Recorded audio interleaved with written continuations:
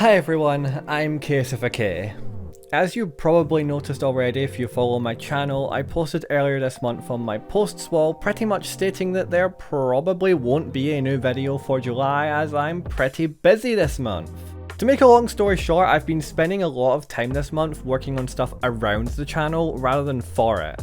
I've been rearranging and redoing my asset library, been doing business with other individuals and companies to get merch designs off the ground, that sort of stuff. So in other words, I don't really have the time to write, record and edit a whole new 20-something minute video for the month, as pretty much the entire creative process is done by myself at the moment. But I didn't really want to leave you guys empty-handed because 1, I'm a workaholic with a guilty conscience, and 2, YouTube would absolutely obliterate me algorithmically if I did something like that, and I think that would just piss me off, especially since my vids have been getting out of the gutter lately. So here's a compilation of curated videos from the past year or so. Please note that this includes most of my videos in their purest and uncensored forms, meaning that the previously Patreon exclusive edit to my Lost Media video is in this compilation, because I feel that the coast is clear and that the video has been exclusive for long enough. I'm also going to kindly ask that if you've watched these videos before or something, that you do just watch this video all the way through again, add it to your sleep playlist or have it on your second monitor while you're studying or relaxing or something. If you keep up with my Patreon, I'll probably also be posting updates on the asset library and merch stuff over the next couple of weeks to sort of break the silence in there. Anyway, here's 2.5 hours of fighting game video essays. Thank you to Jericho, Kai Deyin, Mick XCat, Phenomenal, Penrost, and Tyflo for supporting me this month on Patreon. I hope everybody enjoys this. I will see you next month. Hi everyone, I'm Kaius and lately I've been seeing a lot of discussion around things like alternate costumes in fighting games, and more specifically I've been seeing talk about alternate colour palettes. Granted, since I'm in a lot of fighting game modding spaces, this topic actually comes up relatively often in my orbit. If you somehow don't know what an alternate colour is, or you just want to hear me explain fighting game esoterica, an alternate colour, sometimes better known as a palette swap, is an alternate skin variation for a playable character in a fighting game. If you want to compare this to other genres, it'd be analogous to a skin from another kind of game. It's a pretty fun way to just express yourself through characters you like, and skins and colour palettes represent that. If you want to be technical, the first instance of a fighting game having colour swaps was Karate Champ, as it had one playable character who wore white gi on one player and a red gi on the other. As an aside, I get the feeling that this colour choice informed Capcom's decision to make Ryu wear white and Ken wear red, but that's hella off topic. Speaking of Street Fighter though, Street Fighter 2 Champion Edition was most likely the game that pioneered the approach of alternate colours, specifically as a way to allow mirror matches while preserving the readability of the characters and action. As such, the alternate colours introduced in Champion Edition aren't drastically different, but noticeably different enough to be distinct at a glance.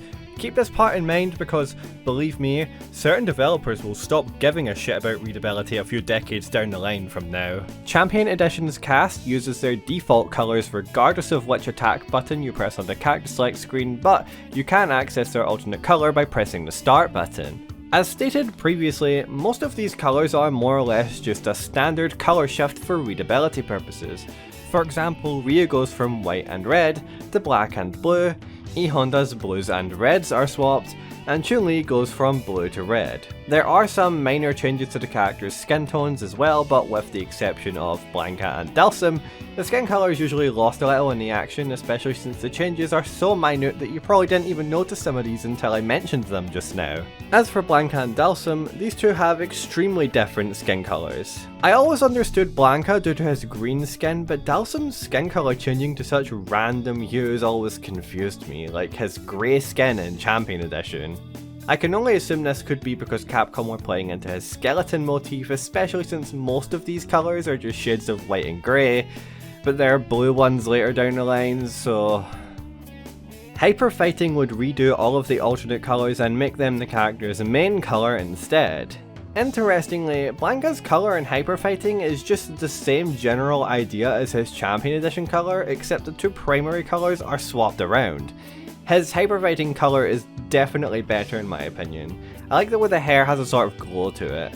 Super and Super Turbo would up the amount of colours from 2 to 8, with the punch buttons selecting from the character's original 3 colours, and kicks giving the characters 3 more original colours, with a 7th and 8th colour being bound to pressing start and holding an attack button respectively. Granted, Super Turbo replaced the default colour with a new 9th colour, and moved the original default character to the character's old version, which can be accessed with a code. These old versions all have one alternate colour, which is typically just a very slight difference, even more subtle than the alts from Champion Edition. The Super Duology has great colours, but I can't help but feel like by Super Turbo they were phoning it in a little. A lot of colours introduced in these games make the characters look straight up sunburned, and a solid chunk of the new jab colours from Super Turbo struggle to stand out compared to the other colours that were already added in Super. Zangief's jab colour and his old kick colour were both similar shades of orange, meaning the only 2 colours Zangief got in Super Turbo are almost identical. Though if you ask me, I prefer the latter due to its more sleek white streaks. I blabbed a lot about specifically Champion Edition, so that might have lured you into a false sense of belief that this video has structure or something. Going forward, I'm mostly just going to be talking about palette swaps I find interesting. To keep this video having some kind of cadence though, I will cover all of the Capcom stuff I want to talk about first and foremost before I bring up all the other things. I guess I'll start with Alpha 2, which technically has 6 colours, but only 4 are ordinarily accessible as the 5th and 6th colours are stuck behind Alpha 2's shitty auto mode, meaning you effectively have to play a worse version of your character if you want to use Nash's superior pink jacket. Vampire Savior does this exact same shit, and it's just as annoying in that game. Another particular oddity I figured I'd mention is that Alpha 2 Gold features many different EX versions of characters. Most of them play like their Super Turbo versions or have other notable tweaks to their gameplay, with the sole exception of Sakura, whose EX version plays exactly the same as her base version and solely exists to allow her to have access to 6 more colour palettes. The 5th and 6th colours are also no longer locked behind selecting auto guard, so we're finally allowed to enjoy our pink Nash with no strings attached. Alpha 3 goes back to having colours be locked behind their ISM system, with each ISM having 2 colours associated with it. Ordinarily I would be against this, but I like the intent for ISMs to be easily readable even while in gameplay, as each character usually has a single visual element in their design that's consistent for both of the colours for that ISM, usually the colour of the gloves or some other accessory. X-ism is the most interesting to me because being based on Super Turbo, a lot of colours are references to the older designs of the characters, like Kami's outfit becoming green or Ken having his iconic white gi colour from Super Turbo. Chun-Li even uses her secret Alpha 2 costume based on her Street Fighter 2 design, and Sodom's Sire replaced with katanas in reference to his boss fight in the original final fight. I think that's enough Street Fighter for now. I've covered most of the bases of things that interested me. X-Men Children of the Atom takes a ton of steps back by not allowing you to access alternate colours unless specifically in a mirror match. The boss characters can't actually mirror match in Kota even if you somehow play as them using cheats, so Juggernaut and Magneto's Player 2 colours are actually completely unused in the original arcade release and look super unfinished and shitty. The recently released Fighting Collection actually uses their Marvel superheroes colours instead, which makes them stand out a lot as the colour variations in Kota are usually extremely minor, but now there's just this yellow and black Magneto. Speaking of Marvel superheroes, have you ever had a moment of hyperfixation just like me and wondered why Shumagaraf's P1 and P2 colours are swapped around compared to the later MVC games? Well, it's speculated that this is due to a programming error, though if you ask me, I think the fuchsia look was way more accurate to the original incarnation of Shumagaraf.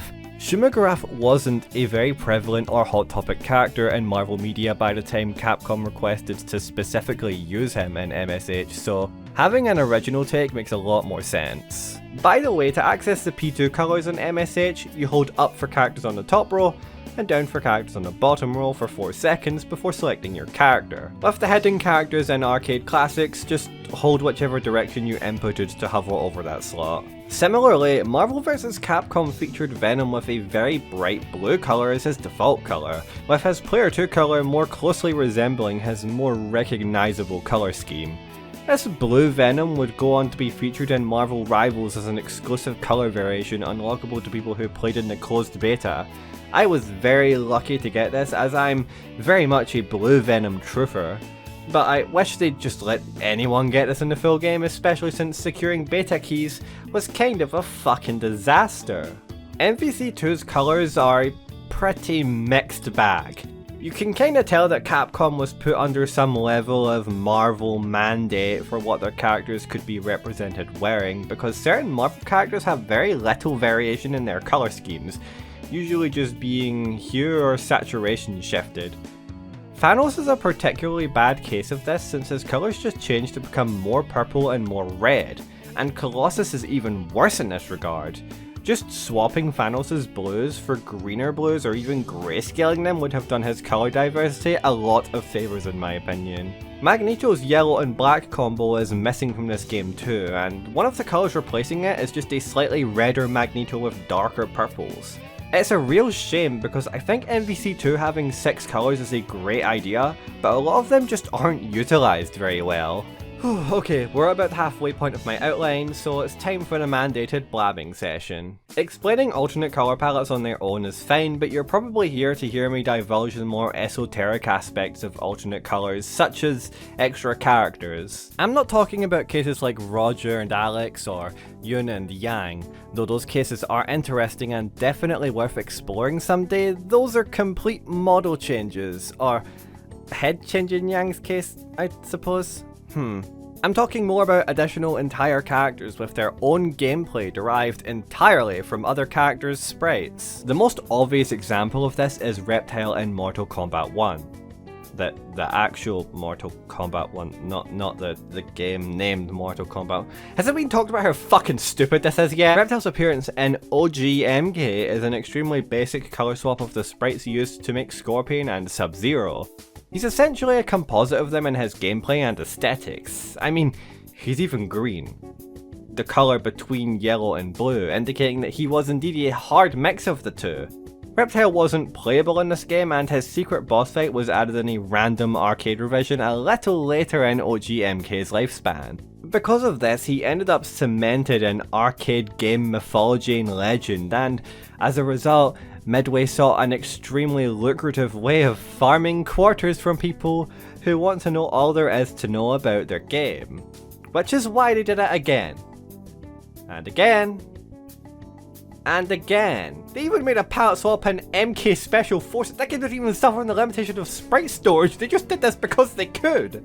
Particularly interesting info to me is that despite the original MK3 not having any ninjas in its playable roster, they still managed to sneak in another one of these, since it features a version of Noob Saibot whose sprites are derived from Kano of all people. Well, I guess it makes sense. His big ass bald ass head probably makes him fit pretty well into the general silhouette of an MK ninja, so in that regard it's pretty clever and cool. It's not really as cool as my Shao Kahn recolor super boss that I made in Mugen 15 years ago where he just had red skin and was called Oni Shao Kahn.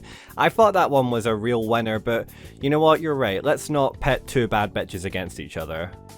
BlazBlue has Lambda, who existed to replace Nu, but then Nu came back. It's never really a clear-cut story of these things. Unless your name is Fukua, then you're just a recolor that was primarily added as an April Fool's joke. Fukua and Lambda both ended up distinguishing themselves from their predecessors in later updates, but I just find it funny that they exist to begin with. Not too much on Lambda though, this is one of my favourite BlazBlue characters. Okay, now let's talk about the really important and pressing part of this video essay.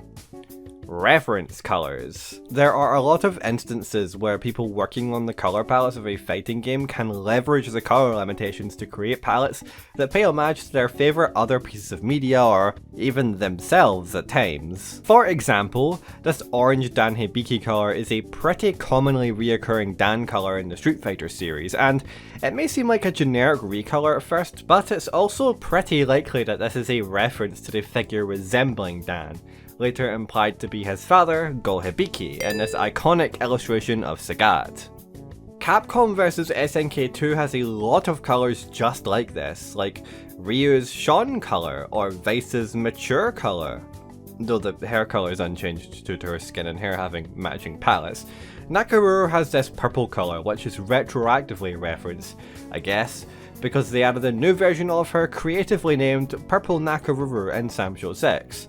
This has no bearing on my actual point, I just wanted to bring up Purple Nakaruru. Ryu Haku has a colour based on his daughter, who sports blue instead of the standard Todo black hues. There's also this Benimaru colour which resembles Remy from Street Fighter 3. I'm not sure if this was an intentional reference, but I want to believe. Not just for me, but because it's the only time a Remy fan will ever get fucking anything outside of his debut game. But I know this isn't what you're here for. You want the completely insane shit, the Skullgirls shit, the BlazBlue shit. I hear ya. So let's dive into the deep end and talk about some of the completely fucking insane references people managed to cram onto other sprites. A personal favourite of mine for this stuff is BB Tag, with the exception of the Persona cast, which gets, frankly, really fucking ugly looking Persona 5 colours. Colour 13 is reserved for some of the most unhinged colour palettes possible. For example, here we have Ragna as Elsa, and of course, Jin as Anna. Noelle too gets a frozen colour, being also Anna, but like the version of Anna from the first movie when she was like literally fucking dying. It's pretty clear to me that someone on the BB Tag team was trying to appeal to the Western audience with their references, because there are colours based on Disney movies, Overwatch, and Steven Universe of all things. There's also this awesome Gambit Gordo, but I think everybody and their mother has seen that one by now.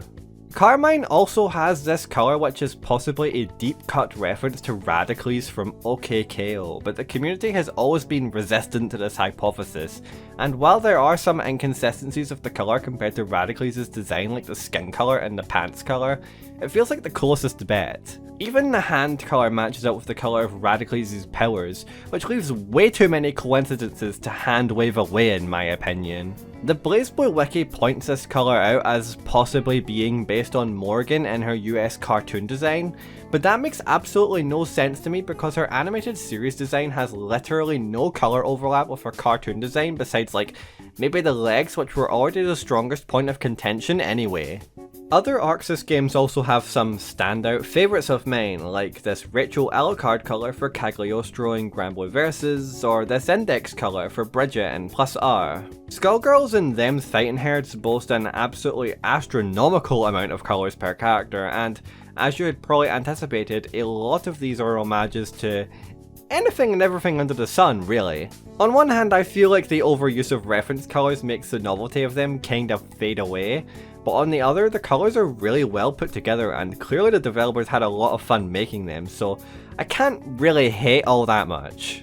Plus, it's genuinely impressive to see how well conveyed some of these references are, especially in Them's Fighting Herds' case where all the characters are quadrupedal, which you'd think would make these Easter eggs harder to pull off. There are definitely like far too many from these to name from these two games alone, so I've probably just put a personal favourite of mine or two on screen while I've talked about them. While it's not a 2D fighting game that follows standard colour palettes for the most part, Soul Calibur 6 introduced a second colour for 2B where she has darker skin and hair, and white clothes instead of black clothes. And this recolour would be so popular that it would become its own character, named 2P after the fact that it was her 2P colour. This colour would return in other near crossover media, and while I'm glazing this costume, I also want to use it to segue into our next mini segment. Not all colours are created equal, and honestly I haven't done enough hating in this video, so now I want to talk about my least favourite colour palettes in fighting games. Starting with 2B's like entire line of colours in Granblue Fantasy Versus. It's not like I necessarily mind having just 2B and 2P with colour variations, but the variations themselves are so absurdly minute that it's really easy to fall into a situation where you can't tell the difference. It's not like I think having subtle colours is bad, but there's like a line, you know? Some of her colours just look like you applied the Windows blue light tint to her first two colours, and part of me wonders if there's genuine issues of readability in all this. Probably not, but when you get to the point of thinking about that, you know, it gets kinda dicey. We should have a 2B color where she has a chartreuse dress, bright pink hair, and tan skin, and I am so fucking serious. Make the blindfold like orange. I don't give a fuck. I know that there are modders for this game. Put that shit in and I will literally spend an entire month of my life exclusively playing 2B on stream in this skin. Anyway, let's talk about Guilty Gear. Guilty Gear's colours are usually pretty good, if not safe, but they have a little tendency to add some of the absolute worst colours you've ever seen in your entire life. The Eclipse colours were so bad that they're literally tournament banned. But what about the bad colours that aren't banned? What of poor old reverse shaded Zato? No, seriously, never ever do this in your colours, it never looks good. What the fuck was Arxis thinking with this one? Zappa has two colours in Plus R that are straight up exactly the same. EX Dust and Reload Kick are identical, and luckily Slash Kick is there if you get that colour taken from you because it's just the exact same colour of darker skin. He also has this exact same problem with a green colour. Luckily, as alluded to, these matching colours do default player 2 to the default character colour, but it's still weird to me that because of this, some characters just have literally less colour options than other characters in the cast, and even then a lot of colours in these rotating colour sets are sometimes not even different enough to justify another slot. For example, Axel's EX Punch and Reload Heavy Slash are the same colour, so both players can't pick them, but Slash Heavy is fair game with the same colour with slightly less saturated skin, black shoes instead of brown shoes, and red chains instead of black ones. On paper this sounds fine, but in motion, it's extremely difficult to tell which Axel is which. In a humorously ironic twist of fate, this Axel colour would become the basis for his mirror match exclusive colour in the Xrd games. I kinda thought we were done with alt colours exclusive to mirror matches, but while I'm talking about Plus R, I may as well talk about the gold and shadow colours. The TLDR is that characters wearing these colours get some form of being completely and utterly overpowered. Gold characters are all powered up and shadow versions have unlimited tension gauge. These are obviously banned from tournament play, and as much as I'd like to go into the minutiae of these, I'd rather save them for their own video. All you need to know for now is that I think these colours are kinda really ugly. I also have personal beef with certain Blaze Blue colours, namely these ones with the green skin and these ones with the blue skin. The latter I have less of a problem with, even if I think it's kind of a terrible universal colour option, but the green and brown one is just straight up awful. No, seriously, what is with this zombies are attacking McDonald's ass colour scheme? It's just unappealing in every metric that matters, and that says a lot because Blaze Blue colours can be extremely hit or miss. I try not to talk about Smash in these videos, mostly because Smash is like a fucking cognito hazard, but I feel like Pac-Mans are worth mentioning. I like subtle changes if they're still pretty impactful despite their subtlety. I've inferred as such before, and honestly, I don't really mind that Pac-Man's colours mostly feature armbands and the wing shoes. But the yellow colour is pretty bad. Yellow on yellow makes it a lot harder to tell an immediate difference, which just results in a slightly bulkier looking Pac-Man. It technically looks better in Smash Ultimate because the new art style in Ultimate makes Pac-Man look like a sickly pale Victorian street urchin, while the yellow is still as saturated as it was in Smash 4. And I know that while I'm talking about Smash 4, there's some expectation that I'm supposed to hate on Sonic's alt colours. But guess what? I think they're good. The feet and hands are the areas you'll be looking at most in close quarters, and these are the parts with the most noticeable changes. And the fur colour, while consistently a blue hue, I feel is different enough that it's legible in motion. As nice as it would be in theory to have a million Technicolor Sonics in each different colour of the rainbow, I actually kind of appreciate the subtlety here. It's like what MVC2 had me complaining about earlier, except like decently handled. So where do we go from here? Are we just stuck hoping that every character gets a bunch of banger colours in every fighting game only to end up disappointed when we get slight tints, shitty reverse shading and tournament banned colour palettes? Is it really all in the hands of the developers? Well, of course not! What a stupid question. You are literally a stupid doodle-brain numbnuts and you should feel bad for asking that question. Not really, that was really out of pocket, I'm sorry. Anyway, Capcom vs SNK2 actually pioneered the direct answer to this: color edit mode. CVS2's console releases included a really basic, but still very flexible color editing feature that allowed you to create one custom color for each playable character. Essentially, you just get a grid of the character's colour palette, and you can edit it colour by colour. A lot of Capcom and SNK games in the PS2 era had features just like this. I especially liked using this in the King of Fighters 11 when I was younger, mostly because it was really flexible and allowed you to recolor particle effects as well as copy and paste colours between different characters. You might not know this, or maybe you do. I don't know how many Street Fighter Alpha Anthology enjoyers there are in the audience, but Street Fighter Alpha Anthology actually has a hidden color edit mode, which can be accessed by holding R1 on the controller while entering the game's display settings menu. This works for all 5 games in the collection, and probably since it's a hidden option, it's a very rudimentary color editor. It only lets you edit one colour at a time from the looks of things, and there's no in-depth features like copy pasting or even previewing the colour against different backgrounds. These aren't assigned to a unique slot either, they straight up replace whatever colour you're choosing to edit. Unfortunately, over time, fighting game colour editors would start to dwindle in functionality. The King of Fighters 13 put players in a position where they could only choose from a preset palette of colours which are then applied to each individual part of the character's costume. Though this can be used to make pretty dynamic changes to character costumes like changing Raiden's tights into trunks or making K-Dash's costume asymmetrical, you regrettably aren't given a lot to work with here. You have 10 colours to start with, each taken from the character's 10 base colours, and then you can unlock 4 more rows, one for each time you've played the character 10 times. The unlockable rows are not unique and are universal across the cast, so it's pretty hard to find a 40 match grind per character particularly appealing. But that's not to say people haven't found interesting costumes to make, it's just a pretty huge step down in terms of functionality. And like, let's be real, no one is fucking like doing that. No one's doing that. There's not even a Steam save file that has this. Literally nobody's doing this. French Bread's fighting games have even less customizability, with only a couple of parts per character to edit, but it is saved by the fact that Uni 2 characters have like 40 colours by default.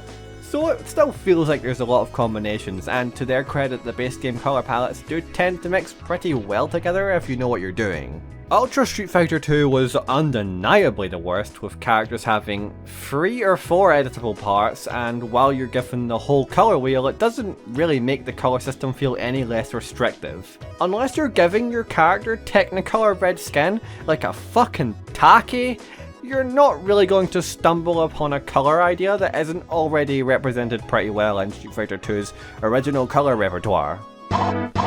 So, USF2 has been a shit show. First of all, I asked for footage and nobody could provide it for whatever reason. It's no big deal. I never specified the footage, but I needed like 5 minutes of someone fucking around in the colour editor, just like doing shit like this. That was it. I don't like using other YouTubers' stuff without their consent, and I'm strapped for time here, so I figured someone could come in clutch. I was wrong! Unfortunately, no one bought this game because it released on the same weekend as Breath of the fucking Wild. Why can't I do it myself? My capture card is bricked. Or so I thought, we'll get to that. I decided to go the emulation route. The ROMs for the game don't work on Ryujinx. Ryujinx is an immense hassle to install after Nintendo pulled them over for a dick measuring contest. Why? Because they hate game preservation. Anyway, the only site that had the file type I need to run this is archive.org. Guess what? Archive.org got DDoSed, so I'm shit out of luck. What's my last retort? Attempting to get the capture card to work. I don't own USF2 though, so I buy the game. It's 50% off anyway. I install it, I sell on OBS with my capture card expecting the worst, and what does it do?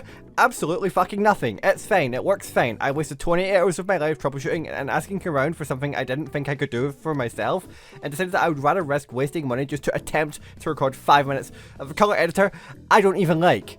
Don't say I don't do anything for you guys, and thanks to my patrons for helping me afford this purchase in the first place. Fuck! I can only imagine that the reason colours were made so restrictive in the first place was because of the rise of online play, since I doubt fighting game developers wanted to be hounded by fans upset that they were fighting a character coloured specifically to blend into the environment, or some horny costume mod that made the character appear completely naked. Either way, it's a sad downfall to see. Luckily for us though, we live in a world where games get continuous supports from fans who not only play the game, but make sure that it isn't left out to dry in terms of things to see or do. I'm of course talking about mods, and colour palettes are no exception. Effectively, since the dawn of game modding, people have been swapping out palettes, and they've been using this issue to fix Well, just about every single problem I mentioned in this entire video. Reverse shaded Zato? More like reverse shaded Zato. Thanos having very little diversity in his color palettes? I'm thinking I can make Thanos wear whatever color I want. One of the most popular ways of modding palettes is through the use of dedicated tools like PalMod and Fighter Factory. PalMod is a pretty lightweight tool that makes paletting feel very haptic and makes the process a lot easier for someone new to the idea of palette modding. When it comes to colouring, it can be as easy as shifting some hues or highlighting a bunch of colours to make a gradient out of. I've noticed in my long days of palette modding that a lot of newcomers don't really like doing the in-between colours. So the option of automating that process in one click is something I can see being very appealing for that kind of person. Additionally, since PalMod uses game directories and ROMs to access the palette data, you can patch your colours into the game extremely easily. PalMod has native support for an extremely wide array of games, including almost every single game I've mentioned in this video so far, as well as multiple versions supported, so you can run PalModded stuff on not only Steam, but PlayStation, Dreamcast, Nintendo DS, and basically any console released before that. And also a wide array of arcade boards, which makes it pretty easy to get started with even if you don't necessarily own any 2D fighting games on Steam. Even Poly Game Master titles are supported by this software, which is especially crazy because I didn't think most people even knew what this was before Gail Wincoat talked about it in one of his videos. Fighter Factory on the other hand is a little more in depth and offers a few more tools than PalMod, but since it was originally designed for use with the Mugen engine, it might seem a bit cumbersome to get started on a colour palette that isn't from a Mugen character. Additionally, the interface might not seem as user-friendly to people who want to make mods in short bursts, since click and drag selecting isn't a thing, and the gradient feature is hidden behind an unmarked button. However, one of the stronger features of Fighter Factory in my opinion is the ability to add a second palette or image to the side of your working piece. This technique makes it really easy to get the colours you want if you're making a reference colour, and if you're going for a particular style it can give you a better idea of how those colours work and how they blend together. Additionally, Fighter Factory also allows you to export your palettes as a colour indexed image, which you can then use for the same process later, or just to keep as an image file in case you're just making palettes for fun. I personally recommend trying both of these tools as both of them are absolutely incredible and go a long way to making palette modding extremely accessible. I personally use both, however Fighter Factory is my personal favourite. It may take a while for you to get used to it, but the reference features and other tools that really get into the minutiae of editing colours in more refined and intricate ways, there's just really nothing like it. And since these mods work around the game files present on your device, other players don't have to be subjected to whatever mods you're making unless you share it with them. So no non-competitive colour vomit or nude mod jump scares to worry about. Well, usually, the same cannot be said for Street Fighter 6. Most of these mods are usually posted as indexed PNGs in dedicated Discord servers, and as you can tell, I've made quite a few contributions myself. Colour modding is a pastime I've gotten really into over the past couple of years, and if I can use my platform to glaze the fuck out of colour editing, girl, that's exactly what I'm gonna do. I'd love to go for some of my personal favourite colours made by others, but I feel that's something I'd rather do after getting proper permission from the people who made the colours. Plus I could have enough things to say about these colours to make an entire second video, and this video is already kinda dragging, so I may as well save my energy for that. When I was making this video, I provided some friends as well as KLUB R members with a fully colour indexed sprite for Kaius, my avatar and mascot, to see what costumes people could come up with for them. It's a colour separated sprite, so the colours that are available to be edited were made pretty clear, and I was not disappointed with how creative people could get. Was it an exercise to show people how fun palette editing can be? Almost definitely. I'll show these edits in place of the monthly fan art as the video closes out. Hi everyone, I'm Kaius of a K, and like most people who spend way too much of their free time on the internet, I have a pretty strong attachment to the concept of lost media. The concept of media that is lost to time and is no longer accessible in any format that can be easily located has an inherent intrinsic allure and mystique to it. Does this even qualify as a real Halloween video?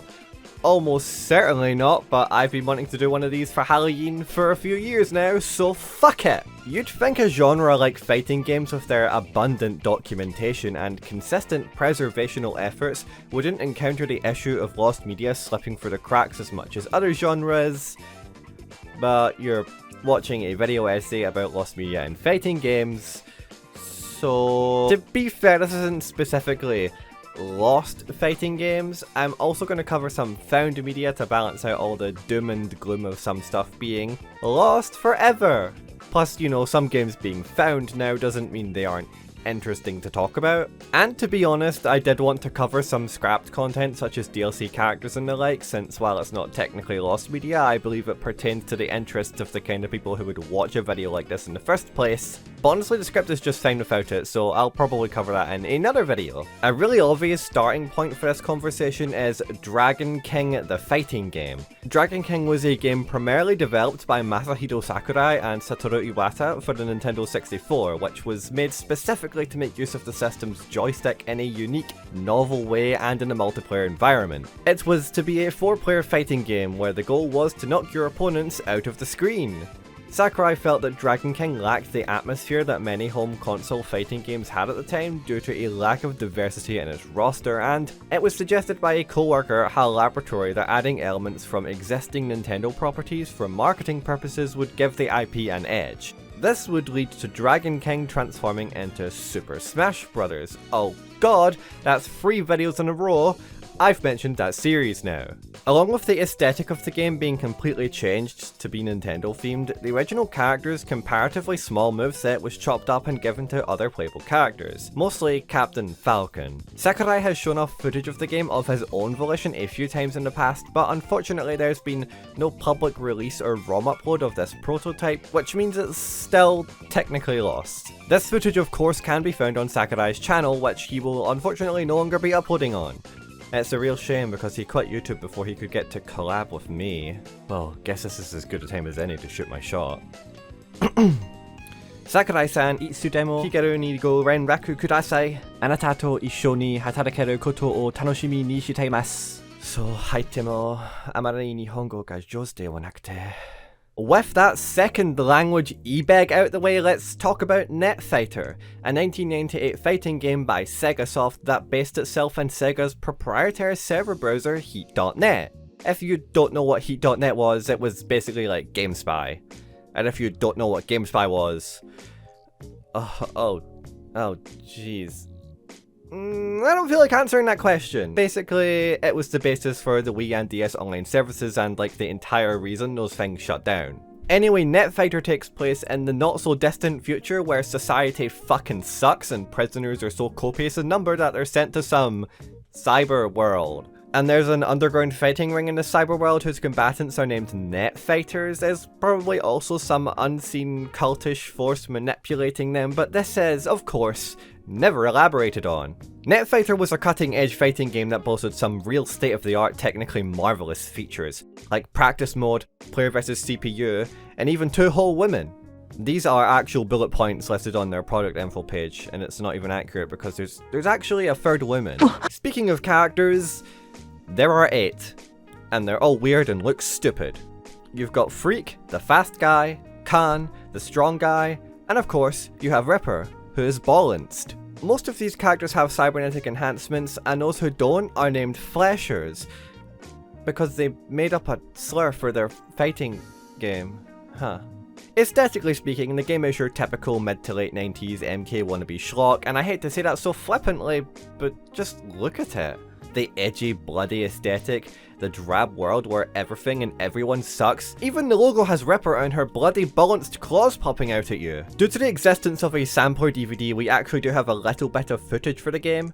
Unfortunately, the footage looks like shit, but it was also an exe installer that the game came with, which was downloadable from the heat.net site. If anyone happens to have an old hard drive or floppy disk with this on it, you're literally sitting on lost media and you have the power to end a lost media search that fucking only I care about. While we're talking about blood-filled netplay-driven games, how about LaveNet MK3? This was a unique and elusive version of Mortal Kombat 3 that, as the name implies, had online matchmaking. In its short lifespan, it not only had online services for MK3, but UMK3 as well, and even had its own revision of the latter. Due to the game being lost, this revision itself is completely lost, but apparently it patched out some of the scummier shit like Striker's Gunfinite. Also in the MK3 version of this edition was a playable version of the big-ass bald-ass noob Cyball I talked about in my last video, which you should also go watch if you haven't yet because it's really good. It's also worth noting that very little is actually known about this version of MK3 because there's no ROM dump online, and as you'd probably expect from the average arcade collector, the few people purported to own this aren't interested in dumping it because the value of their collector's item that barely even works online is more important to them than the preservation of media. Go figure. On a lighter note, let's talk about Street Fighter 2 Champion Edition. I talk about this game a lot on my channel, huh? Did you guys know that there was a Sega Mega Drive version of Champion Edition? It was in development hell but never released? Apparently Capcom wasn't happy with the way the port was turning out, and after numerous delays decided to quietly cancel it and replace it with Special Champion Edition, which was a compilation of both Champion Edition and the newer Hyper Fighting. Capcom essentially pulled the rug out from under magazines, giving them the final revision of Champion Edition before promptly cancelling it and releasing Special Champion Edition not too long after the original Champion Edition's projected release date. So the reviews of Special Champion Edition were more or less identical to the ones originally written up for the originally intended release. Original Champion Edition, Special Champion Edition, Original Champion Edition. Holy fuck, why am I saying so many words? Despite all this, I think that audio-visually the cancelled port is actually better. Special Champion Edition has a much worse audio driver than its contemporary, so the music has a much thinner and wetter sound to it. There's even a fan-made ROM hack by Stephanie Dilongeville that replaces the audio driver because people really didn't like it that much. Anyway, the Champion Edition port's ROM was found and dumped online in July of 2020 by Hidden Palace and is available pretty easily online. If you have a vested interest in Street Fighter 2's many ports, I highly recommend this one. If nothing else, just for the novelty of its backstory and because Capcom doesn't want you to play it. Cartoon Combat, with a K just like me, is a cancelled fighting game that is very unlikely to ever be publicly accessible. The game was to be developed by American Technos for the Sega Mega Drive, and magazine previews seem to describe it as an adorable game for the younger players, due to its cuddly cartoon animal aesthetic. And the ROM text actually supports this theory, since the roster featured 6 cartoon animal characters across 8 stages in such whimsical cartoon locales like Wild West, Mousehole, and Russia. Unfortunately, the text is all we can extract from the ROM as it's damaged beyond playability. On the off chance someone has another prototype of this lying around, please consider dumping it. It's one of my holy grails of lost media, and I would really like to see some sort of proof that it even exists. I wanted to talk about the cancelled fighting game Dragon's Heaven in this video, and I'm not sure why. There really isn't much to this prototype beyond it just being an interesting look into another potential Neo Geo fighting game. It was developed by Kengo Asai, who previously worked on Gokaiser and The Last Blade, and it definitely looked the part. Unfortunately, the game lacked funding and ceased development twice before finally being unceremoniously cancelled. This game faded into complete obscurity until 2016 when a Neo Geo collector found it on a test board they'd won on an auction. As a development build, it's lacking a lot of visuals, has no title screen, no arcade mode, and most of the characters are missing their sprites. However, a lot of the stages have apparently complete visuals and they honestly look very pretty. The game was also purported to feature a mechanic tied to these stages where a character's lawful chaotic alignment would change over the course of the run, which affected their moveset and made them stronger or weaker based on the time of day the stage had. I would love to see these stages repped and ported to Mugen or something. The developers at Technos Japan have gone under, so there is very little chance of seeing this concept revived somehow, unless somehow Arc System Works owns the property rights and WayForward wants to make a new game with it or something. Alright, enough stalling, it's time to talk about the elephant in the room. The lost fighting game of lost fighting games. The fighting game that the developer wants to make sure stays lost. This game is such a cognito hazard that I'm actively putting this video at risk by even mentioning it by name. And I don't mean the joking kind of cognito hazard. I am of course talking about Death Cargo. Now, if you're watching on YouTube, you might notice that I censored that. While I do think that the developer has become a little more receptive of discussion of the game, I'm choosing not to risk my ass more than I should. If you really want to know the names of these things, let's just say people who support the channel will be very delighted. If you don't know what Death Cargo is, which is very likely because this game is the fucking fighting game equivalent of Davy Jones' Locker, it was a 2.5D fighting game inspired by the wave of gratuitously edgy and gory fighting games in the 90s. I obviously can't show footage, but here's my artistic rendition of what the game sorta kinda looked like. It was slated to be released in early 2014, and it was fully released a few months later in May of that year, with physical copies beginning to ship out slowly, though digital versions didn't release until the end of that month, and the authentication process of the game was an adventure all on its own. It was shipped as a .rar file containing a .exe file which contained code that you would email to the developer, and within 48 hours you'd receive your copy, and it's not actually known if anybody received their copy this way. And to be fair, manually handling a process like this instead of automating it is likely to leave a margin of error if you ask me. Apparently the developer, which was a small company, was actively dumping new copies of the game for each of these requests, which does explain why this error margin existed in the first place. Online DRM was also still kind of teething at the time, and believe me, bigger companies were taking stupider measures. This process took so long that players began to doubt that the game even existed. They thought that Death Cargo could have been anything between vaporware to an elaborate scam. Luckily, neither of these were the case. The game did actually end up being playable, even if the amount of people who ordered the game wasn't terribly high. As for the game itself, it was okay. I really like my games being campy and schlocky and ridiculous, and Death Cargo was no exception. However, that's not everybody's cup of tea, so it wasn't received very well. Visually, it looked pretty decent, which is to be expected as the developer has a strong grasp on special and practical effects. But players felt that the gameplay needed some work. The developer's response was, as one would naturally assume, to meticulously scrub all mention of Death Cargo from all corners of the internet. Wait, what? Yeah, so if you Google this game, you'll find very few pages, videos, and images about the game. This is intentional. They straight up ripped as much of the game offline as they could. A certain YouTube Let's Play channel got their hands on the game in 2017, and the video was promptly taken down. The game would luckily be put on the Internet Archive in 2023, and then it would be taken down. The developers were playing the long game with this one. And look, all due respect to the developers, I know they have their rebranded game coming and all, and that they weren't proud of this, but regardless of how you feel about the game, I feel like people should still be allowed to play it, discuss it, and share it. In my opinion, there's no such thing as a bad piece of lost media, and even the work we're not proud of has value and meaning to others. And a world where people are scared to talk about a video game because the mere mention of it invokes legal action is kind of dystopian.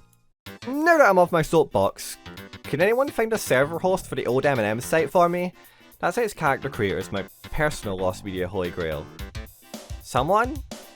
Anyone? Please? M&Ms?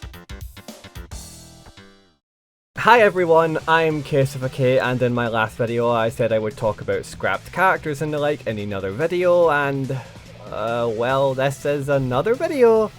I don't really have an interesting introduction for this topic, though let me try one out because YouTube tells me that people like it when I make compelling thesis statements. Characters are the bread and butter of a fighting game. Well, besides the actual bread and butter combos, but basically these guys define a game for most people. The way they look, the way they play. The same can be said about pretty much every genre, but since fighting games focus on one-on-one battles most of the time, characters sort of become a player's avatar. But sometimes a character isn't able to make it to the point where players can give them that love. The unfinished, the unplanned, the unreleased, and the unconfirmed existence? I'm gonna tally off a bunch of fighters who fall under these categories. Before I start, I am gonna lay a few ground rules. I won't be including Marvel vs. Capcom or Super Smash Bros. In this video because there's enough of those series to make their own videos, and I admittedly was tempted to include characters who never existed in the first place, such as Sheng Long, but after making the segment I decided it would be better as a standalone video about the topic. If you want the cut segment, I will put it up on Patreon as this month's bonus feature. If a character is scrapped only in the form of concept art, they won't get a standalone segment, but halfway through this video I plan on doing a concept art lightning round where I'll cover as many of these characters as I can think of. I'm gonna miss some for sure, so maybe I'll do a part 2 in the future. Comments make a great jumping point for this kind of research, by the way, so I'd love if you tell me which characters I forgot about. Let's start unveiling these characters, starting with a recent example. Dragon Ball Sparking Zero is a game that already has like 8.4 quintillion characters in it, with even more coming soon in the future, including Glorio. Oh, he's so dreamy. Oh, and a bunch of other losers I don't give a shit about. However, there are actually other characters included in the game files who aren't accessible by any normal means. Those being Gohan Black, who appeared in a Sparking episode, and Chi-Chi, who doesn't appear fightable in any form by the looks of things. However, some people found a way to make Chi-Chi completely playable. Using mods, people were able to make Chi-Chi playable, and the wildest part of it is that people were making Sparking episodes using this Chi-Chi, which could be played even if you didn't have mods. So Chi-Chi was just in this weird half-playable state to the entire PC player base. While Chi-Chi is technically playable, she only comes with Goku's moveset and of course lacks her own battle sounds. However, she does come with her own iconic signature abilities from the manga, like None and Raccoon Ultra Fighting Bomber. Of course, when Bandai Namco caught onto this, they released a statement basically saying that people will be exploded into a million tiny pieces if you made one such modded custom battle. Thankfully, this only applies to the custom battle mods. If you want to play Bulma in this game with her own moveset and character select slot and everything, it's totally fair game. Speaking of Bulma, she was actually most likely meant to be a playable character all the way back in 2004 with Dragon Ball Budokai 3. And the story behind this rumour mill is crazy. I'll give you the SparkNotes version, but there is a whole Game Sleuth episode made in conjunction with Kanzenshu that elucidates this situation.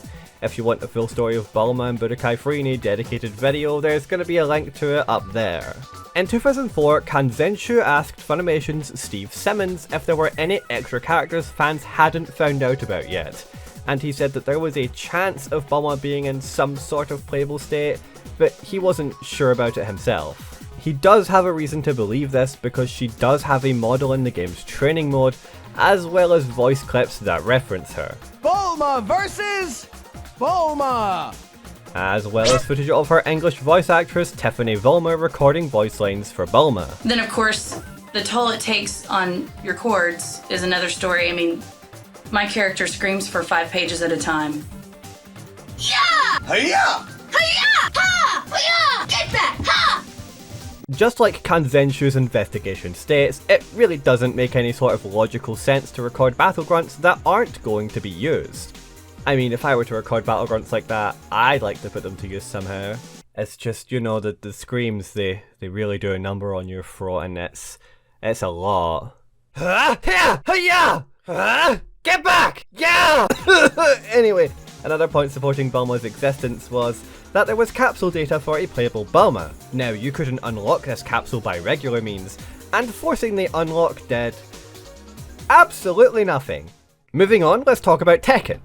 The first Tekken's arcade release has a really peculiar case of an unused character called Wildcard, who was probably meant to be a scrapped random select option of some sort and is used as the empty fighter panel in the character select screen. You can force Wildcard to be selectable, and doing so actually produces a playable yet peculiar result. Wildcard uses Kazuya's P2 model and Yoshimitsu's moveset. Aside from occasionally playing the Good Morning voice clip at seemingly random, Wildcard uses completely original voice clips that otherwise aren't used by anybody in the game. These voice lines are grouped after Kazuya's in the game files, which indicates that this could be a bunch of scrapped voice lines for Kazuya or something. But if you ask me, me, I think there's a reason to believe that Wildcard was meant to be playable. The character has name cards for both the versus screen and their life bar, though this could just be calling from the name data provided for the character select screen. They even have an announcer call for some reason, which implies it was meant to be selectable by some way. Wildcard!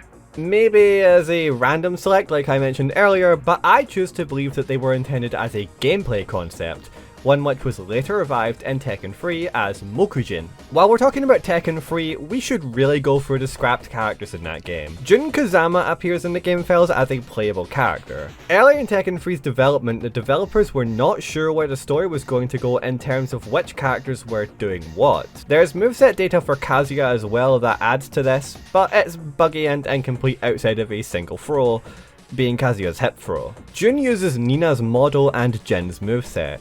She also has her own portraits, and her voice lines from Tekken 2 are present.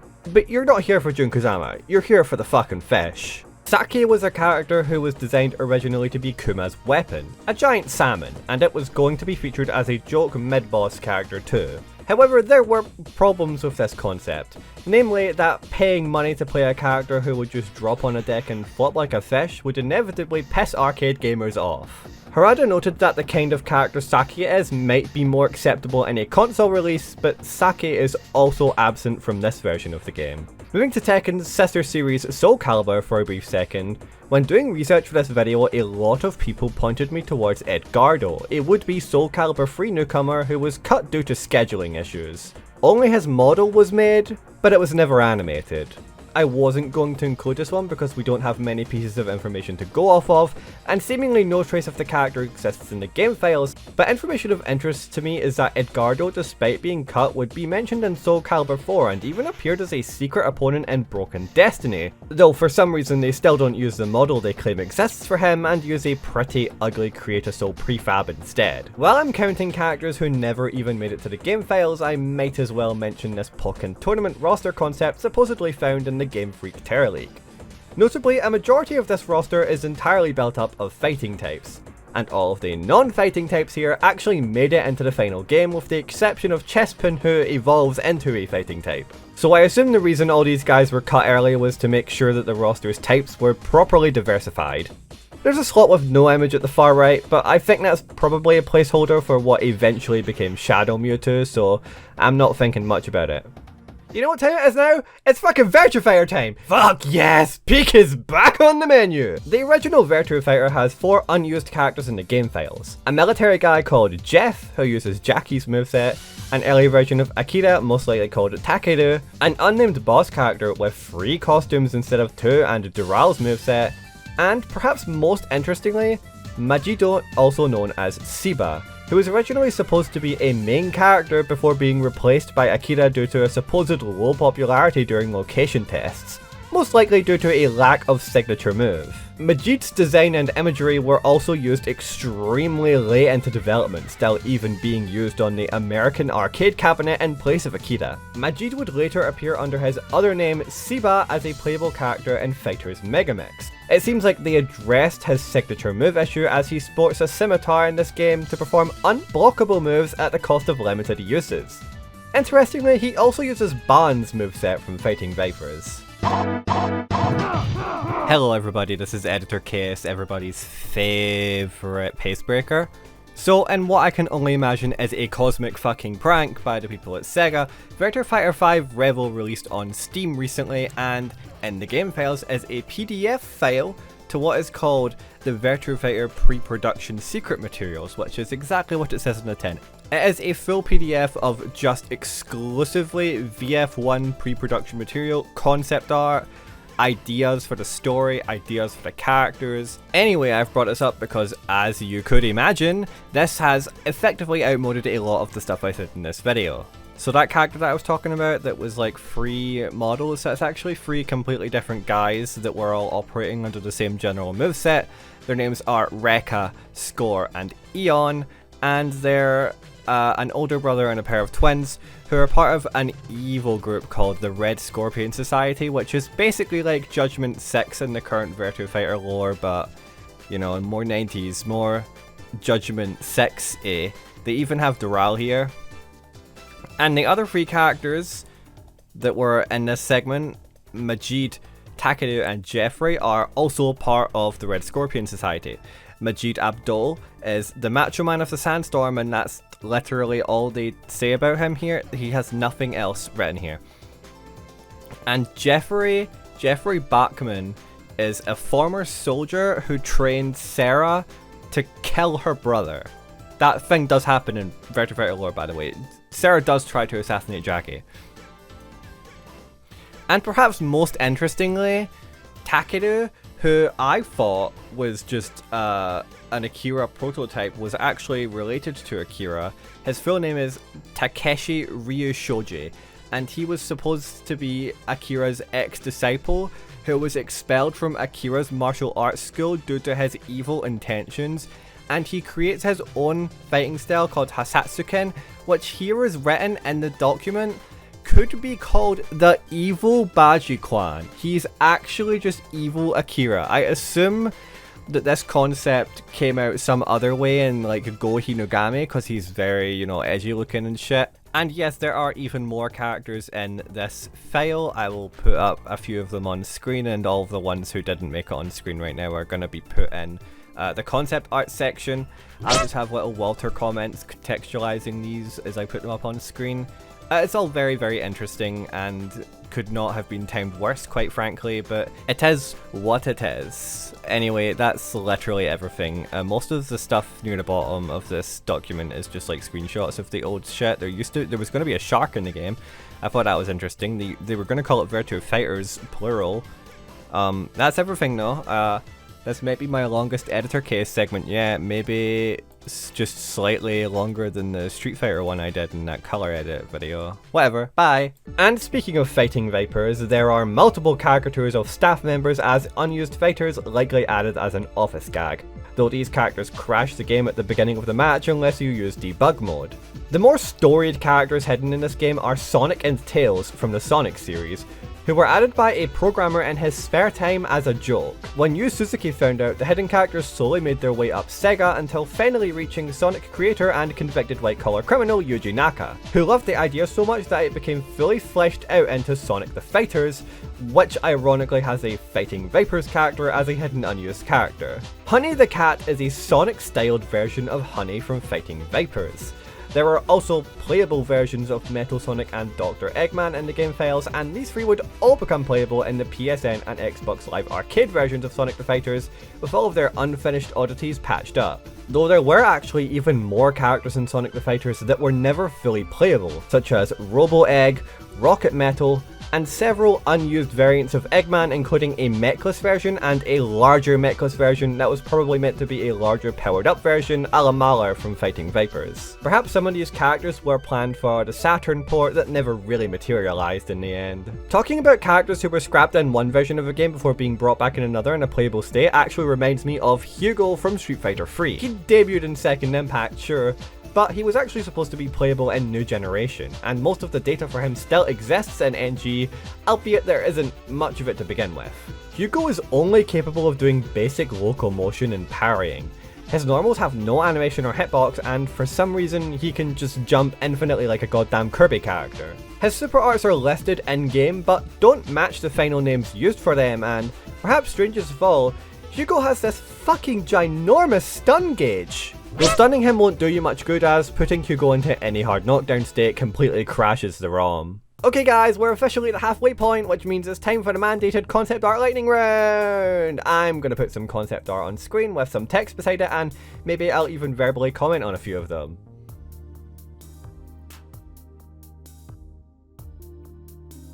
Whoa!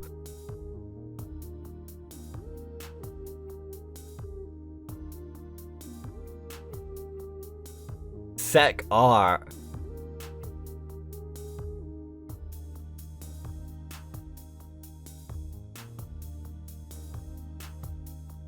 Hey, yummers.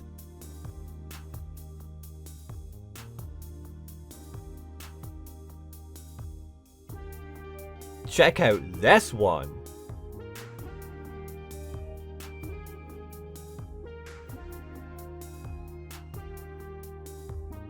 Sexy.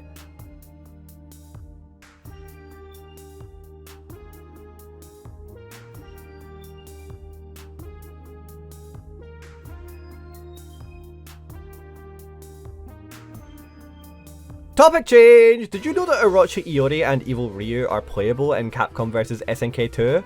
They're playable by default in the console releases of the game, but in the arcade version they're for some reason completely locked from being selectable. You can actually play as them if you fiddle with the right memory addresses, and they're completely finished with no bugs or missing assets. The same applies to the training stage and the EX Groove system, though these things are lacking certain features, so it seems like the Dreamcast release's content was pretty much close to done when Capcom pushed out the arcade release. Orochi Iori was also in the data for the King of Fighters 2002 Unlimited match, as he was likely supposed to be added as a hidden character much like the other characters ported over from SVC Chaos.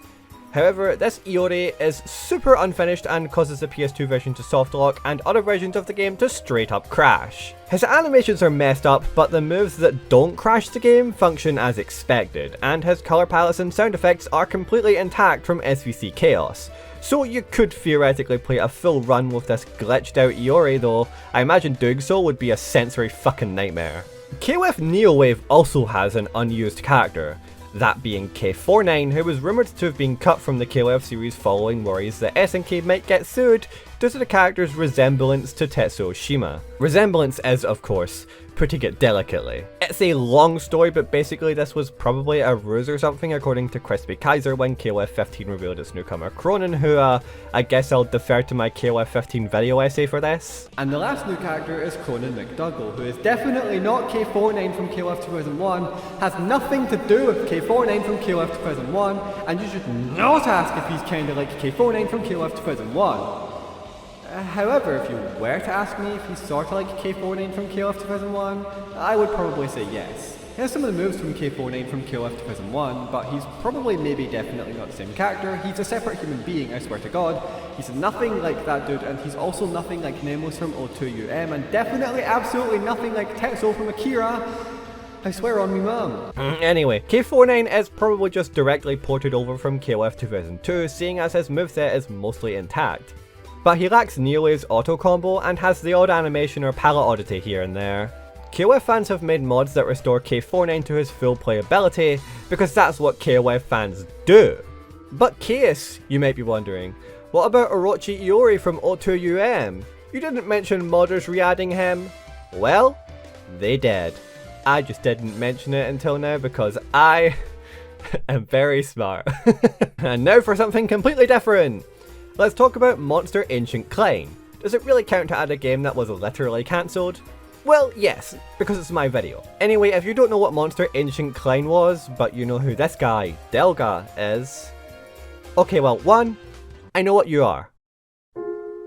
Second, Monster Ancient Klein was a sequel to the Dojin fighter made by Sho Kawakami, a character artist who was believed to have worked on character designs for Darkstalkers, particularly that of John Talbane, which explains a lot.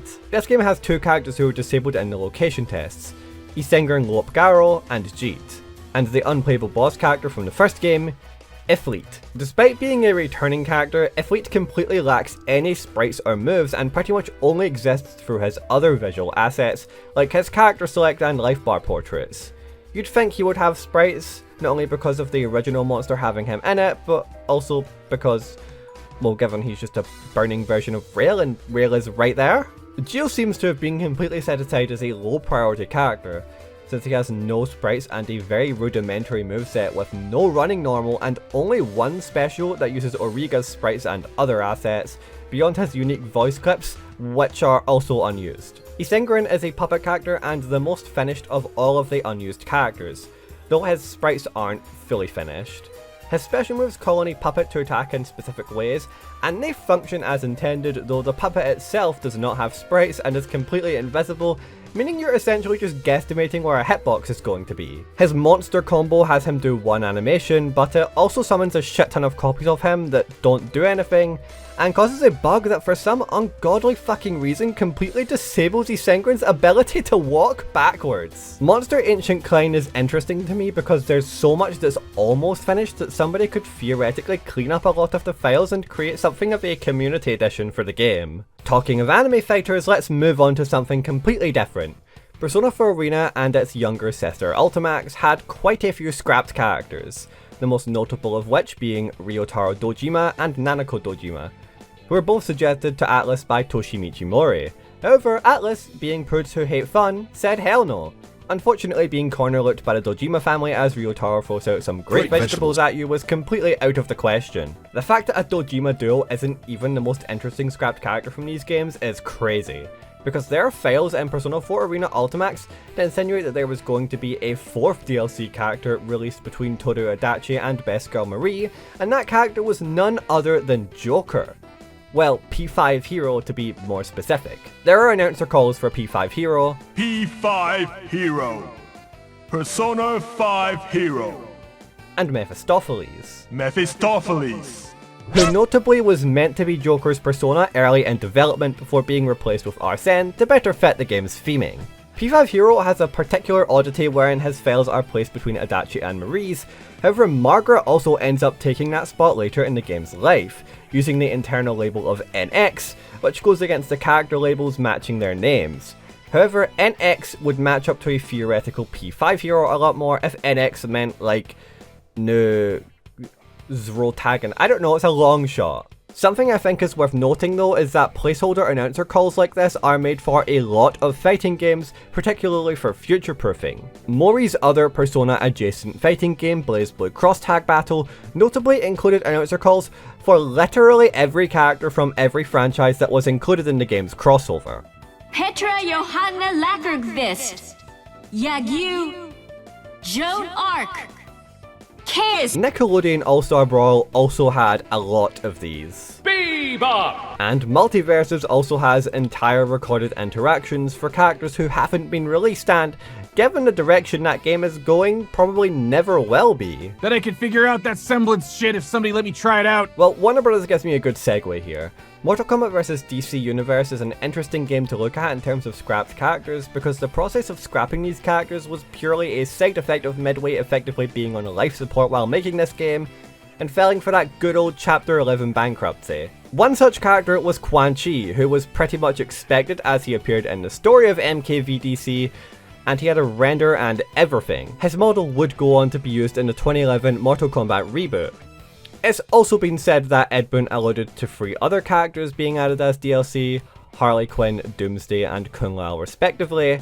However, I couldn't find any concrete source on this information, so I will choose to take it with a pinch of salt.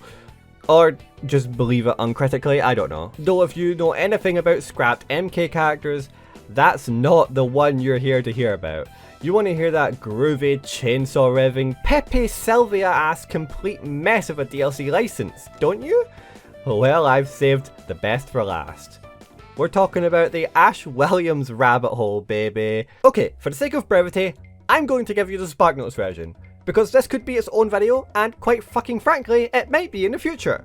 But others have probably talked about it better than me, so I'll just do what I can for now. This timeline is also documented in a handy little Reddit post, so go give this guy Reddit gold or something. We're all kind strangers here. Shortly after Mortal Kombat 11's release, the Switch version of the game was datamined. Ash Williams is pretty explicitly there alongside other DLC characters from both the Combat Pack and Aftermath DLCs. He also has subtitle files for his dialogue, which seems to imply that this is indeed Evil Dead's Ash. A couple of weeks later, Bruce Campbell himself responds to the rumours with this meme which states in no uncertain terms that he's not in the game. This causes speculation to die down. For 3 weeks. New trailer drops for Shang Tsung and clearly teases Ash. Bruce Campbell even quote retweets the trailer saying that the game looks swell, which seems to be implying some sort of collaboration to a lot of people. So, Ash Williams is in the game! The very next week he appears in a talk show video called Bruce Campbell Says Ash Won't Be DLC in Mortal Kombat 11. He says it will be like Dead by Daylight where there's a couple lines as a cameo and not a DLC character, which doesn't really make sense because Ash Williams is a fully playable DLC character in Dead by Daylight, but I digress. Ash Williams is not in the game. Googling Ash Williams Mortal Kombat gave you an ad for the official MK site that listed Ash as a playable character like here's his big reveal. So Ash Williams is in the game, right? Nope. Combat Pack trailer drops, no Ash. A pop-up for the Combat Pack reveal shows up in game. It lists the Joker as Ash Williams. Could Ash be in the game? Who knows anymore? Months pass. Emails sent out about the game to fans have Ash Williams and Army of Darkness copyright information on the footer. Whoa, so Ash is really coming. Bruce Campbell talks about contract disputes, doesn't really give a clear response, basically saying he doesn't know anything and that the Army of Darkness copyright holders haven't actually agreed to anything, so Ash is not in the game. 3 weeks later, again, very frequent unit of time measurement here, Aftermath DLC drops and he's not in it. Aftermath content drops and he's straight up just obliterated from the game files. So that means that there is definitively nothing to state that Ash Williams will ever be coming to Mortal Kombat 11. If only there's somehow more! Ed Boon speaks up about it, says he doesn't really have anything to share but wishes he could comment on it. Bruce Campbell says the jury's still out on it, cites legal mumbo jumbo. September 2020. Richard Epcar says Ash Williams will be in the game in a new DLC. Oh my god, it just keeps going! Ed Boon gets kinda tight about this and tweets that you'd be amazed how many people make statements without knowing the facts. Richard Epcar then clarifies that he spoke out of turn and he was wrong.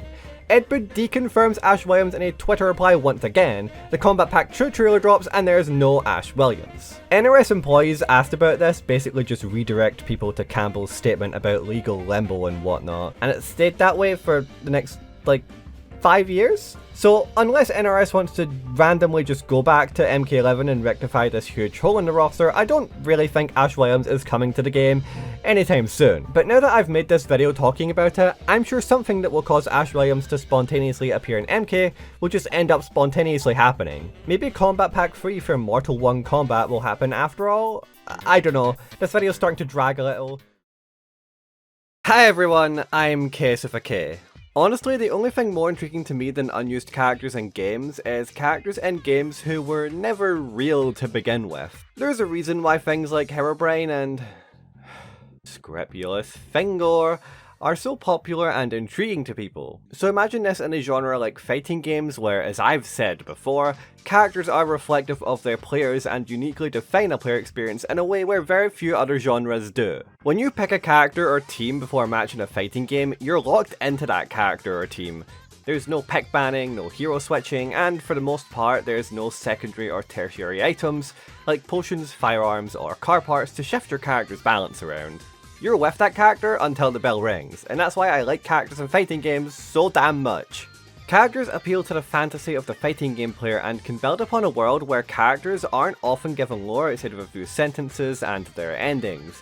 So it's no surprise that arcade goers were scrambling to figure out more about characters like Reptile and Akuma, because these characters were expanding on a world players only had a brief window into prior, pushing their imagination further and further with new mysteries. Or maybe I'm just waxing eloquent and green ninjas and evil shotos are just pretty cool. Back in the day, fighting game rumors and hoaxes used to be cool.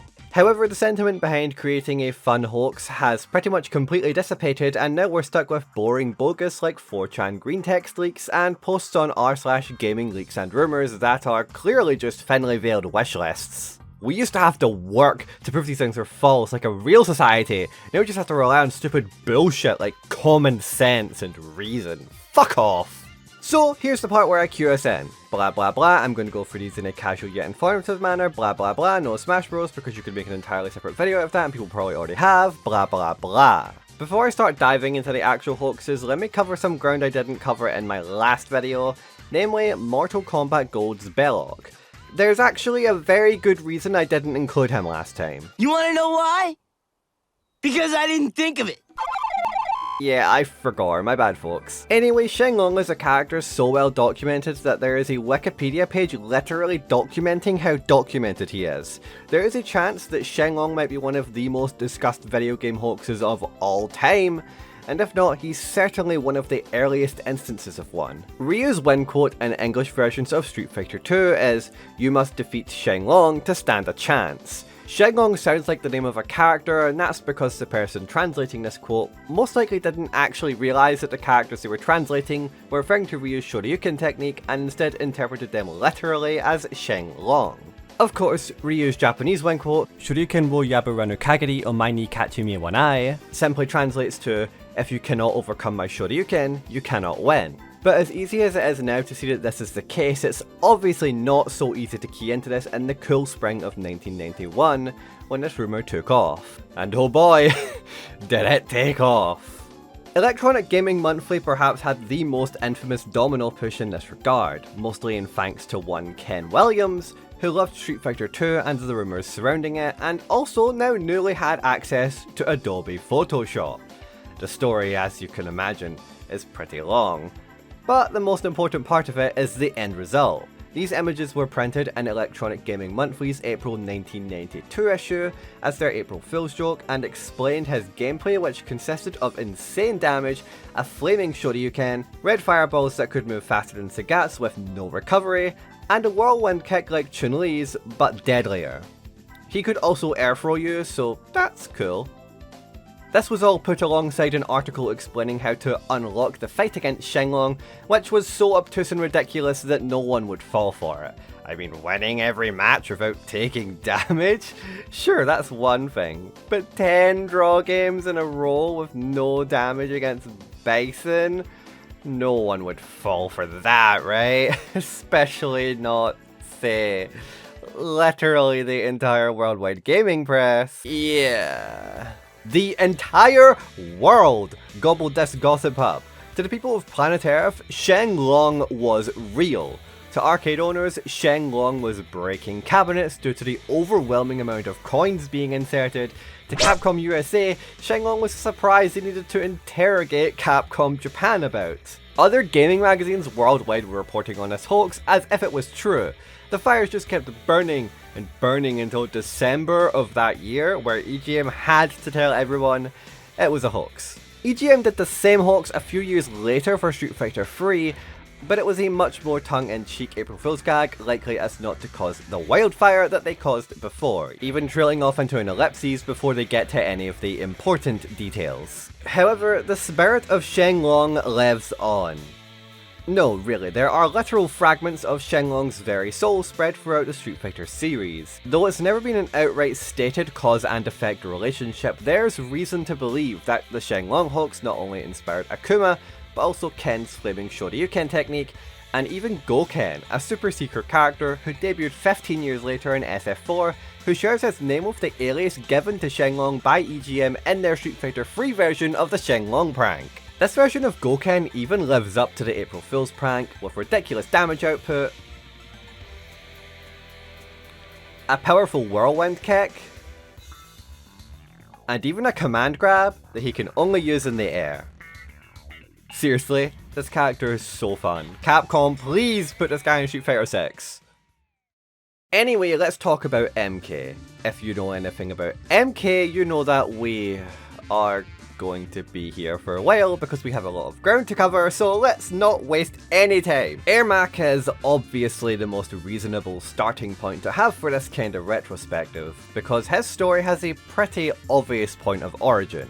The audit screen from the first MK game lists something known as an Ermac under the number of times players using the machine fought Reptile. This made people speculate that there was an Ermac in the game's expansive roster of chromatic shinobi. To keep a long story short, an Ermac was short for an error macro, and to make a short story long, prior to the release of the original Mortal Kombat in arcades, Edwin wrote an assembler macro to call the necessary functions for loading instances of sections of the arcade version software or code that in practice should never be called upon or otherwise executed. In other words, code that was called upon in error. The assembler macro primarily existed to keep the logs of these issues shorter and easier to troubleshoot. This macro was then added to the game audit screen to make the counter significantly easier to check in arcades and shortened to Ermacs. In the event where error on this code was called upon, the Ermacs counter would be incremented and logged in the game's audit screen. Of course, because of the aforementioned placement under Reptile fights, there started a huge rumour mill regarding some dude named Ermac who could be fought by doing something or other.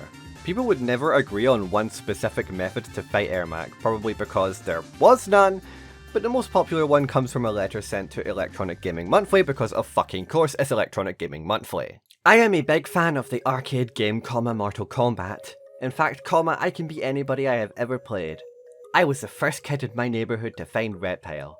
About 6 months ago, I was playing, and before the fight started, this red ninja jumped on screen and said, I will fight you near the statues. About a week ago, I was playing against my friend, Bob Shields, and we were both playing Johnny Cage. I beat him double flawless victory using only punches. Then suddenly, the red ninja jumped on my screen and said, I am Ermac, you will never defeat me. He kicked my hashtag, and then the game said, Ermac wins. Bob had a Polaroid camera with him, but the store was dark and the picture didn't come out very good. Exactly how do you fight Ermac, because we keep trying to get him to come back. I think it has something to do with the warrior shrine. Has anybody else found him? I think this particular Polaroid photo of Ermac is probably what influenced his red colour palette, or as a result of a rumour that Ermac could be created by causing an error macro in the Mega Drive version of MK1, which turned Scorpion's palette to red, but this obviously wasn't possible. But it could also be that he was the only of the 4 psychological primary colours to be absent from the game's ninja roster. Whoa, psychological primary colours, advanced colour theory in a case video, I am very smart, and single too. Obviously, Ermac is now playable in most MK games. In his older appearances, he did actually have some of Scorpion's moves, like his teleport punch, so I think Midway definitely knew about these rumours more intimately than they ever let on with Mortal Kombat 2's Ermac does not exist and Ermac who Easter eggs. Next, Nimbus Terrafol, a character whose origins seem to kinda be up in the air, as while he's believed to be an April Fool's gag by fucking Electronic Gaming Monthly again, this character's mentions actually date back to EGM's December 1993 issue. It has been said that there is a kickboxer named Nimbus Terrafol hidden in the Genesis version of the game. Here are the details. Supposedly, you are to wait for Reptile to come onto the screen and say, "Look to La Luna." At this point, you're to put in some sort of code and press start before he leaves the screen. This most wanted trick wouldn't be elaborated on until the March 1994 issue, which is where the more infamous images of Nimbus showed up. Looking at this first image of him performing a fatality, it's crazy how anyone at EGM could have believed this image was real. I mean, just look at him, he's fucking massive and he takes up like half the screen real estate. They should add this guy to Mortal 1 Combat and he should be anatomically accurate, like you should not be allowed to jump over this guy. Then there's MK2. The first one to talk about here is probably Robin, or Red Robin. Because he's pretty easy to get out of the way. He's in a rumour mill section of an MK2 official player's guide, but the text to the corner of it says the images here were doctored. And there's nothing else about this rumour anywhere online, other than that he plays like Scorpion and that he throws good. Palette swapping is out of control! It sure is. Game Informer also said that there was a character called Emerald as one of 5 hidden characters. Notably, this article didn't actually know the existence of Noob Saibot, despite the fact that he was arguably one of the easiest hidden characters to unlock in that game. Anyway, this was just a green Melina. Oh, like Jade? No. You don't get it.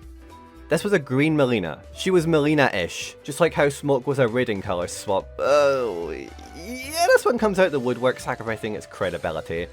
There's also no details about the way Emerald played, but I assume that she was a projectile immune character like the other secret characters, and that she can also summon a giant laser rifle to melt you, and you can't say that this is fake because Game Informer never disproved that, and you haven't found Emerald in MK2 yet, so start looking. Lastly, for MK2, I should at least give honourable mention to Hornbuckle, alluded to by Jade as a nonsense name, but then thought to be this green Liu Kang fighting a burning guy in the Pit 2, who would turn out to be Blaze in later games. Then, in regards to UMK3, we have the fire farting Pedro, purported to exist by the Computer and Video Games magazine in the UK, and described in a way that is not very flattering, calling his clothing disgusting. But apparently Shao Kahn said his name with a Mexican accent, which, you can't be talking like that, Outworlder. And then there is, to me, the pièce de résistance of fake MK fighters, Aqua from Mortal Kombat Trilogy, and Oni/Ninja/Cyborg/Duck, featured in the official UK PlayStation magazine in some screenshots and briefly glossed over. There were also allegedly a win quote, Aqua wins, and an entire ending found in the files of the disc itself, but only certain copies, in certain regions. And I don't know how to say this, but this hoax was in itself a hoax. Yeah, so these magazine scans are edited, and the original magazine doesn't actually have any of these or mention Aqua at all, which I know because I read this magazine. Unless there are earlier print copies of this magazine that I don't have access to, but that's really wishful thinking considering magazines don't usually reprint like that. The second scan is said to come from the Australian 2000 PlayStation Collector's Edition?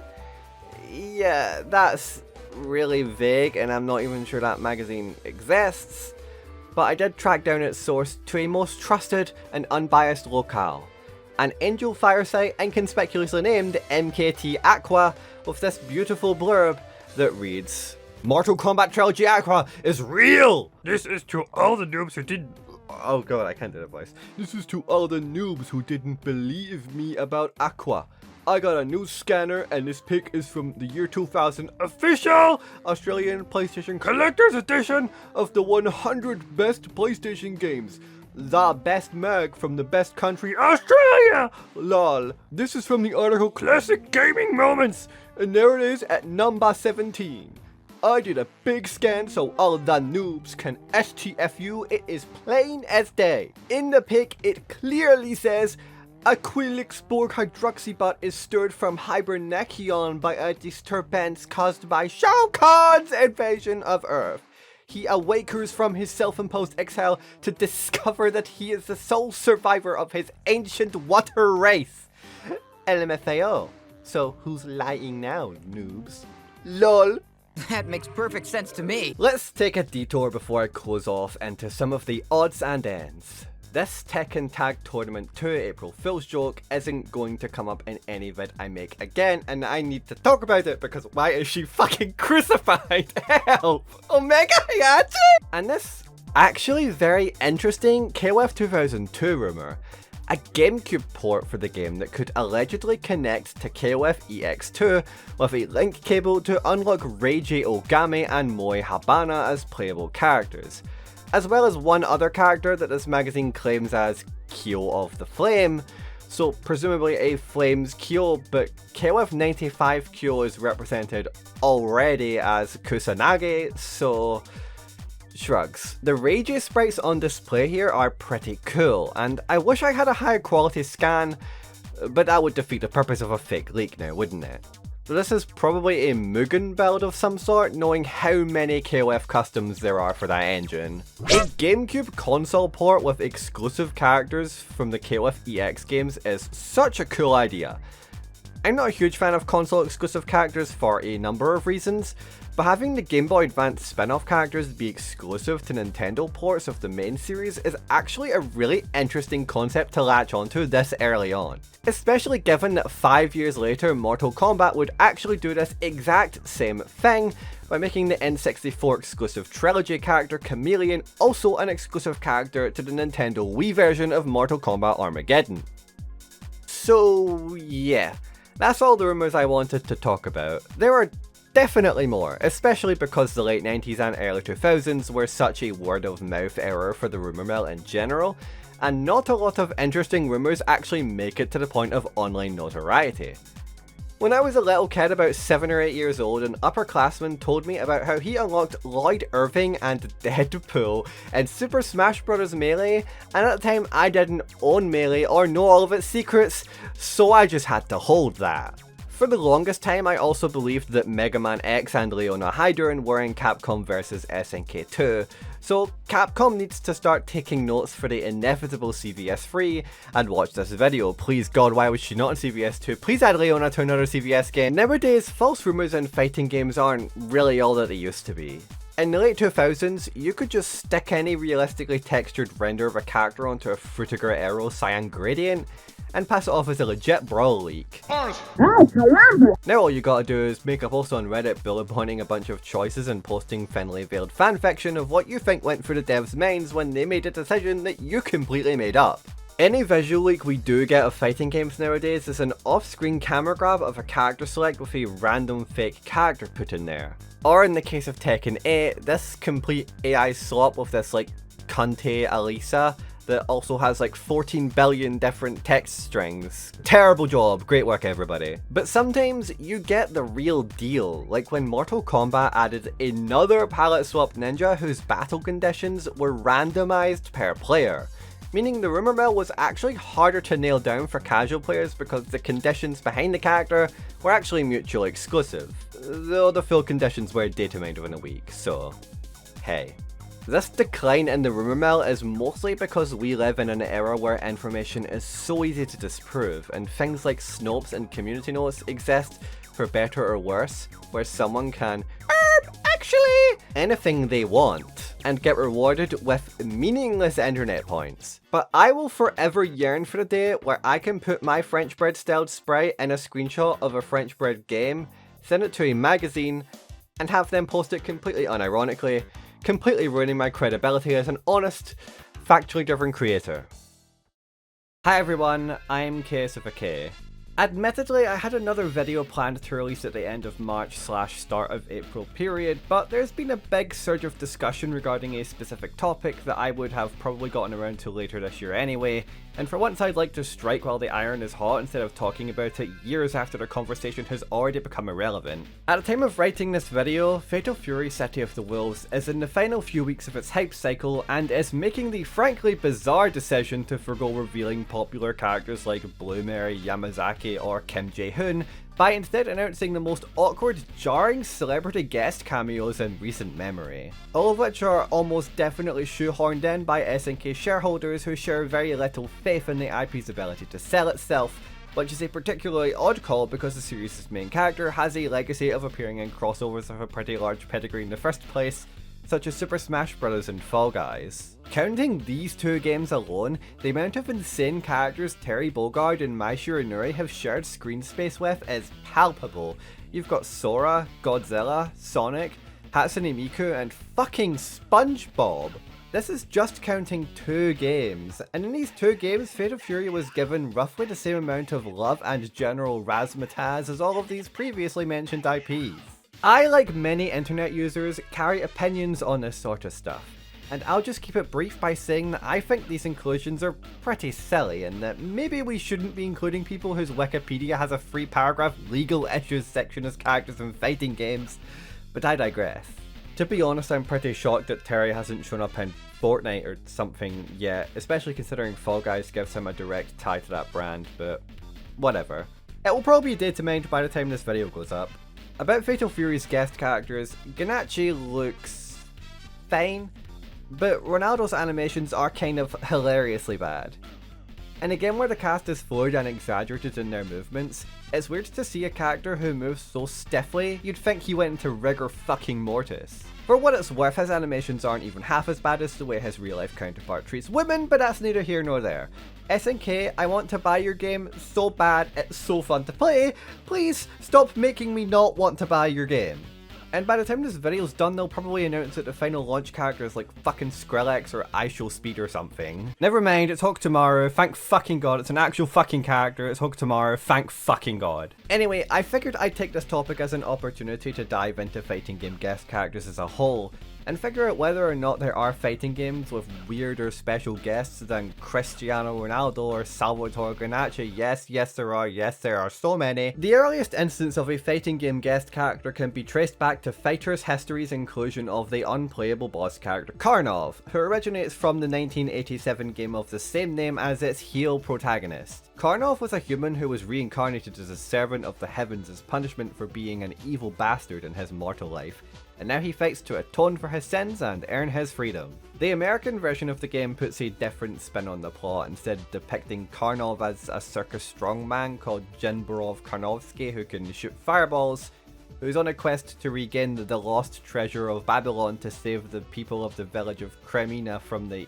evil dragon creatively named Ryu. Not really sure why I'm explaining these plots to you, because when Karnov appeared in Fighter's History, they downplayed pretty much all of these fantastical elements from his character, and now he's just a wealthy collector of ancient artifacts who hosts the Great Grapple as self-entertainment. Going off of the original game's Japanese plot, it could be that Karnov reincarnated after fulfilling his duty and went right back to fighting people after becoming bored of a peaceful life, but that's speculative. Karnov is perhaps best known for his role in the game's sequel Fighter's History Dynamite, also called Karnov's Revenge in Europe, where he has one of the most infamously silly attacks in any fighting game, 632147P, Balloon. When Karnov uses Balloon, he inflates, making him big and round, and enters a float state wherein he is completely strike invulnerable before landing in an animation that is absurdly mobile and leads to insane cross-ups. The active frames of Balloon can also be cancelled into an aerial attack, which can, in turn, be special cancelled back into Balloon, allowing him to completely reset his pressure whenever he wants. It's completely fucking ridiculous. At least until you get clipped with an air throw. Fighter's History Dynamite also featured a second hidden guest character, called Ox. He's an ox. This is the same ox that you fight at the end of Karate Champ, Data East's earlier fighting game, and the game gives you one round, win or lose, to fight against him. I do think that it's a little superfluous to definitively say that this random ox is the same one who was in Data East's seminal one-on-one fighter, but that is what production is holding me at knife point to say. Well, while we're talking about animal guests, this is probably a good time to bring up Gon from Tekken 3. He was added as a hidden guest character in the PlayStation release, and because of his relative obscurity outside of Japan, a lot of old school Tekken fans were under the impression that he was just a brand new character they added to the Tekken universe.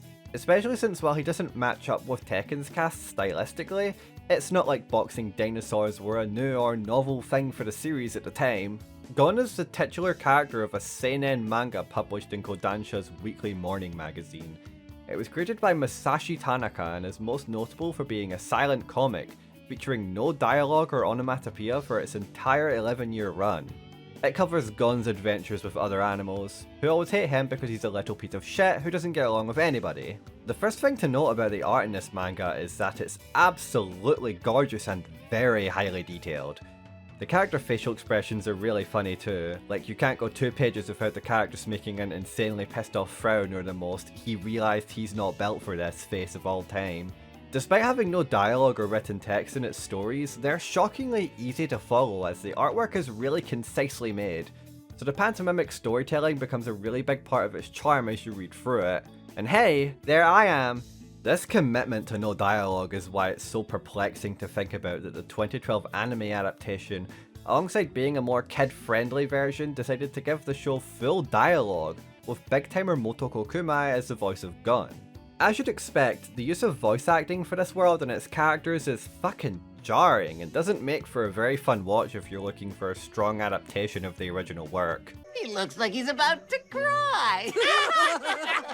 So, kid, what's your name? You got a name, don't ya? Gon. What? Okay, Don. Where'd you come from? No, I didn't mean. Where do you live? Gon. Smart aleck, huh? You want a taste of my fit? By the way, I found out that due to the Netflix dub not being available anymore, an entire half of this show is fucking lost media. So if you happen to have these episodes on hand, there's a very good chance you're sitting on someone's lost media holy grail. What does any of this tangent have to do with Tekken 3 though? Well, nothing. I just wanted to talk about Gon. It's a good manga, and you should read it. Or perceive it, I guess, there's no text to read. Gon could be unlocked in Tekken 3 by defeating him in Tekken Ball mode, or just by going to survival mode and creating a high score of the initials GON, which is what I assume everyone including me did. He looks pretty much exactly like his original manga design, except he has red boxing gloves a la Roger, whom he also shared some moves with. He's small and he's fast, and he was banned in a lot of tournaments, not because he was good or anything, but because dealing with these moves as both Gon's player and his opponent was obtusely annoying, especially since his size made him interact in really strange ways with other characters' moves. What he's perhaps best known for in gameplay are his unblockable attacks, which include his 1-2 Dino Breath, which is a fireball, and his back 4, which creates a fart projectile that instantly knocks down opponents on contact. This move is called Skunk Killer, or Gone with the Wind in the overseas release. The most memorable part of Gon's inclusion to me is his arcade ending, which shows Gon interacting with various animals in ways that resemble scenes from the original manga. When this ending finishes, it immediately restarts itself, with it seamlessly looping the sequence of events from beginning to end, making it the only ending in Tekken 3 that you are required to skip, maybe aside from Julia's. Mother! Bandai Namco has a pretty consistent knack for making these teensy tiny guest characters, since Soul Calibur 4 featured a pretty at the time unprecedented Star Wars collaboration, which included the Apprentice as an unlockable character, as well as Yoda and Darth Vader, who were timed console exclusives on the Xbox 360 and PlayStation 3 respectively, and were released as paid DLC characters on the platforms that they weren't exclusive to. Good luck getting these now though, fucking Disney got to them. Whenever I talk about this collab with my non-fighting game friends, they always seem to recall that Yoda was banned for being insanely broken and busted, and while this is technically true, Yoda is not broken and busted in the way many people tend to think when they hear the phrase broken and busted. The reason he was banned was because he was a console exclusive character. This is, of course, pretty much par for the course for console exclusive characters, especially at the time. And when it came time for the console exclusives to be released as paid DLC for the other systems, it was argued that Yoda's ban should remain in place due to, of course, his size and inability to be hit with highs or frozen neutral. But the Soul Calibur 4 community determined that this character should be unbanned because he simply sucks too bad to reasonably justify playing him anyway. So, is Yoda really broken in this game? Is he? Yoda is one of the rare instances where broken does not mean ridiculously good. He can't be grabbed, which is a huge part of the game, so he's broken. I don't think he's that good though. Yoda is so not broken. He actually fixes everyone around him with his non-brokenness. Well, France allegedly kept him banned according to 8-Way Run, because the Star Wars characters and Algol for some reason, why is Algol catching strays with this, don't fit with the game's story. That is crazy.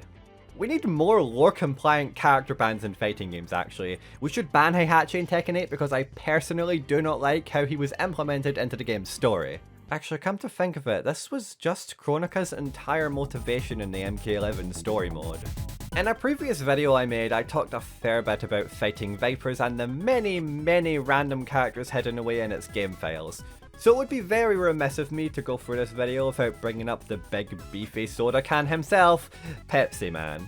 It's really hard to talk about Pepsi Man without feeling the need to explain who he is to people who almost definitely already know, but basically he was the Japanese Pepsi mascot in the 90s, and he's this big faceless metal guy wearing nothing but a chain necklace and a ring with the letter P on it. Pepsi Man was a huge financial flop, but before being retired he did get a video game of his own in '99 and has since become a bit of a cult hero. Okay, side note, considering this guy is literally always depicted with like condensation dropping off of his body like a fresh can of Pepsi, gets put in pretty blatantly first trap shots and is generally a bit of a fail guy, I'm surprised they haven't brought this guy back. He would so take off as a modern day Tumblr sexy man, or maybe I'm projecting.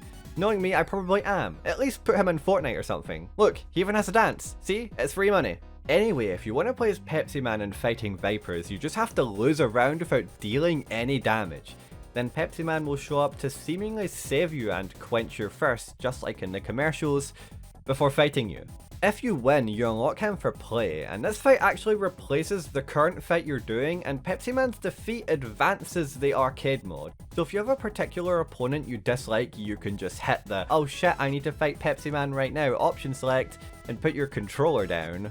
The cutscene that plays when you first challenge him is fucking incredible, and for the sake of this video, I'm going to play this sequence completely unedited.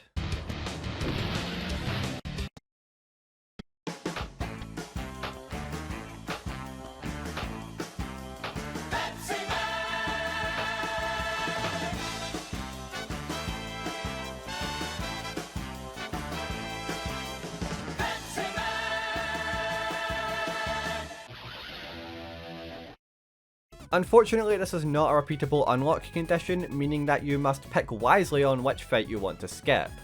After Pepsi Man is unlocked, you also have the option of performing what is called a Pepsi Man reset in the Hidden Options Plus menu, which literally just banishes him from your roster, meaning you have to unlock him again. I think it's pretty funny that this feature exists in the first place, like the option to just re-lock a character. Pepsi Man's bio is interesting, not including any metrics and listing his specialty as quench one's thirst, which is again his superpower from the commercials. It's also alluded to in his B-win pose. In terms of his gameplay, he's a mishmash of other characters like you'd expect, mostly Tokyo and Raxel.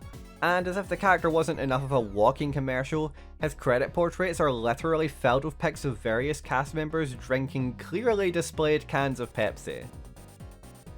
This is one of the more famous additions in the console version of Fighting Vipers, and some people even thought that you could get him in the 7th gen re-releases or even in Fighters Megamix, but you can't. Pepsi Man cannot fight Hornet.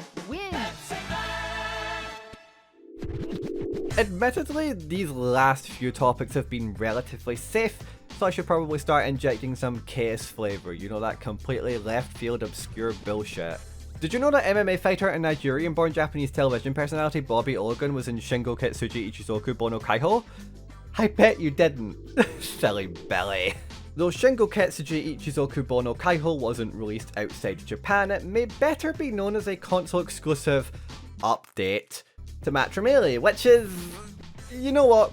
Better than telling you, I'm just going to play a single round of matrimelee on screen completely unedited. Really take the opportunity to breathe it all in.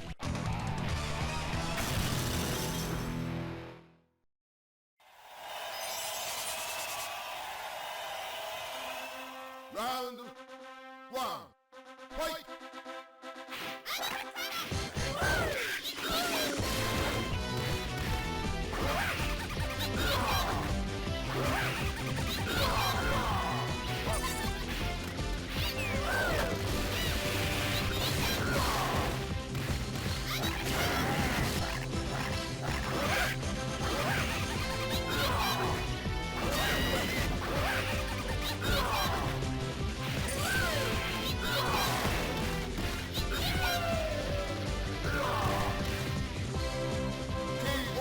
Oh, that's good.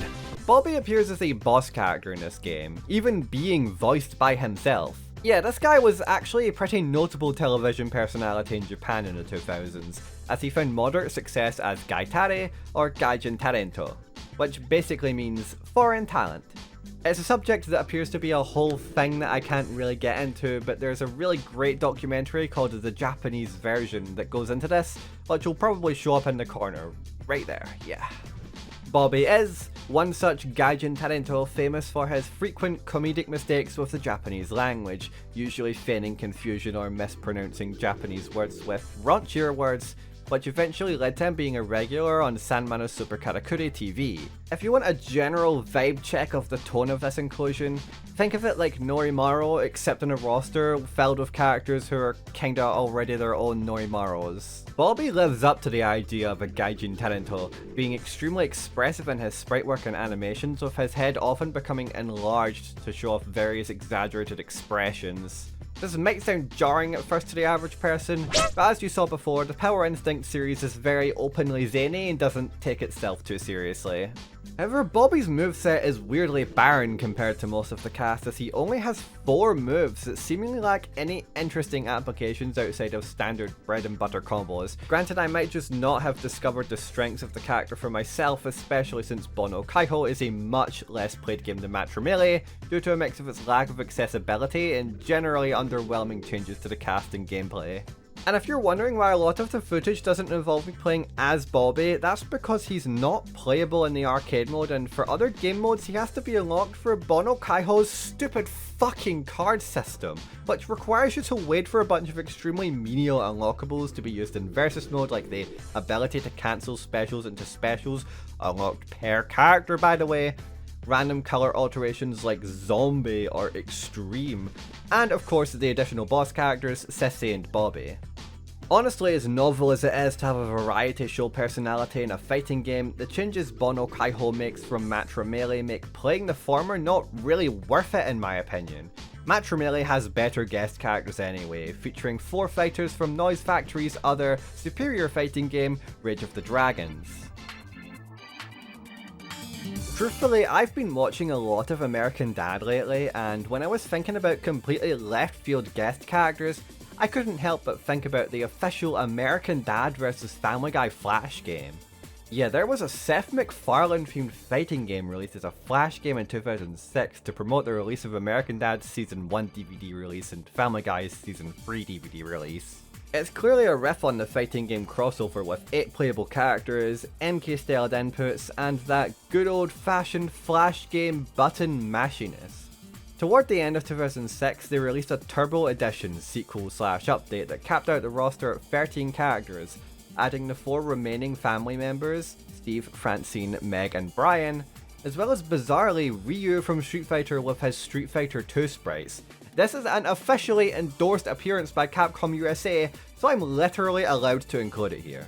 Playing Ryu with MK-styled inputs feels bizarre to say the least, especially when his special moves aren't really notated like you'd expect them to, like it's forward back light punch for a Hadouken or forward heavy punch for a Shoryuken.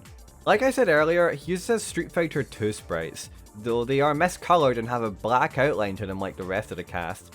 Plus, despite having his Street Fighter 2 sprites, his voice from the Alpha series is used instead.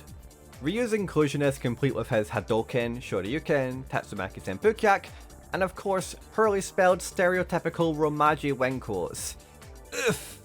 Speaking of Street Fighter, it's about time I do what I do best and close out the video with the most insane thing I could think of.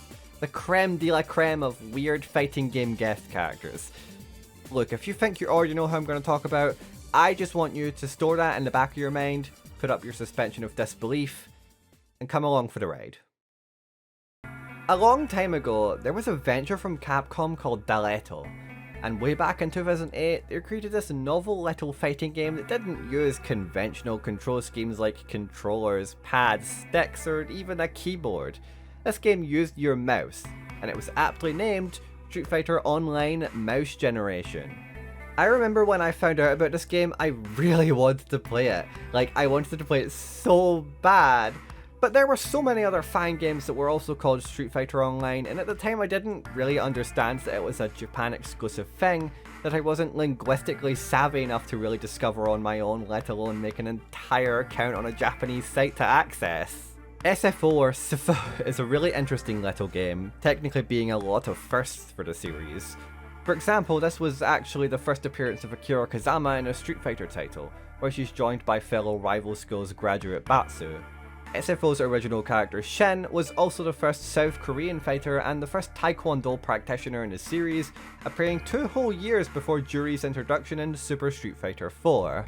There's also a lot of collaboration characters that were introduced over the course of the game's life, mostly characters based on works by Louis Cha alongside some manga like Cyborg 009 and Detroit Metal City, who all stylistically blend surprisingly well given the game's art style that makes every character appear like a little action figure, with the lines of articulation and everything. They also let you make custom outfits by swapping the toy parts, which could be purchased for an in-game gachapon system. On top of this, they also dropped another DLC character for Valentine's Day the following year, and okay, there's literally no fucking easy way I can segue into this. It's going to be a bombshell no matter what I say. It was Obama. It was 44th President of the United States, Barack Obama. I need to really repeat myself here to make sure that this is solidified into your brain. American politician Barack Hussein Obama II was in a Japanese exclusive Street Fighter Online gacha game. Capcom released a Street Fighter video game whose Valentine's Day character release was Barack Obama! Okay, well, to be fair, there's nothing that really says this is a completely official collaboration between Capcom and Barack Obama, but it is very much a guest character by sheer technicality. And the absurdity of even thinking to include a caricature of a US president in your fighting game in the first place is nothing short of crazy.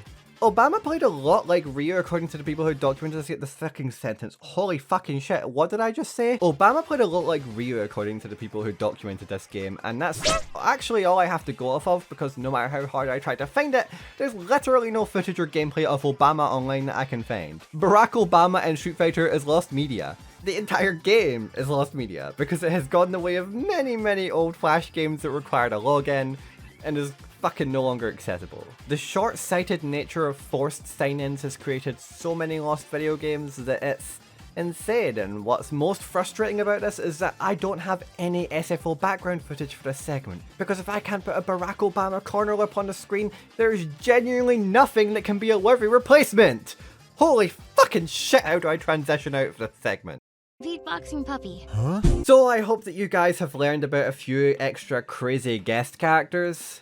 And to think I didn't even bring up some of the more well-known modern ones like Negan in Tekken, or any of the guest characters in modern NRS games like Conan or Spawn or the Teenage Mutant Ninja Turtles. That's fucking baby shit, dude. Those picks all feel weirdly consistent with the aesthetics and direction of the franchise, even if you don't really seem to think so at first. MK in particular is a series whose guest characters, while a little overbearing in number, do seem to have a consistent vibe or theme to them. Maybe except for M1K's second combat pack. That shit's just weird. Well, that about covers everything I wanted to talk about this time. I think that next time Fatal Fury wants to add someone who people will get annoyed by, they should just look to me instead. Look, I'll even do the trailer for them. Whatever. Run in a circle of time. Go, my Bartling!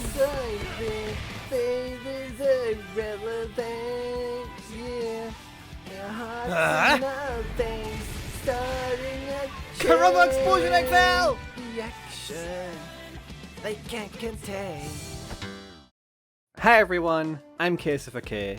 Most of my videos require pretty extensive research from all sorts of corners of the internet, as you'd expect.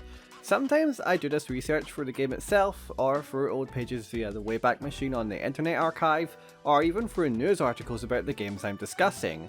However, none of these are as ubiquitous in the research process as the wiki.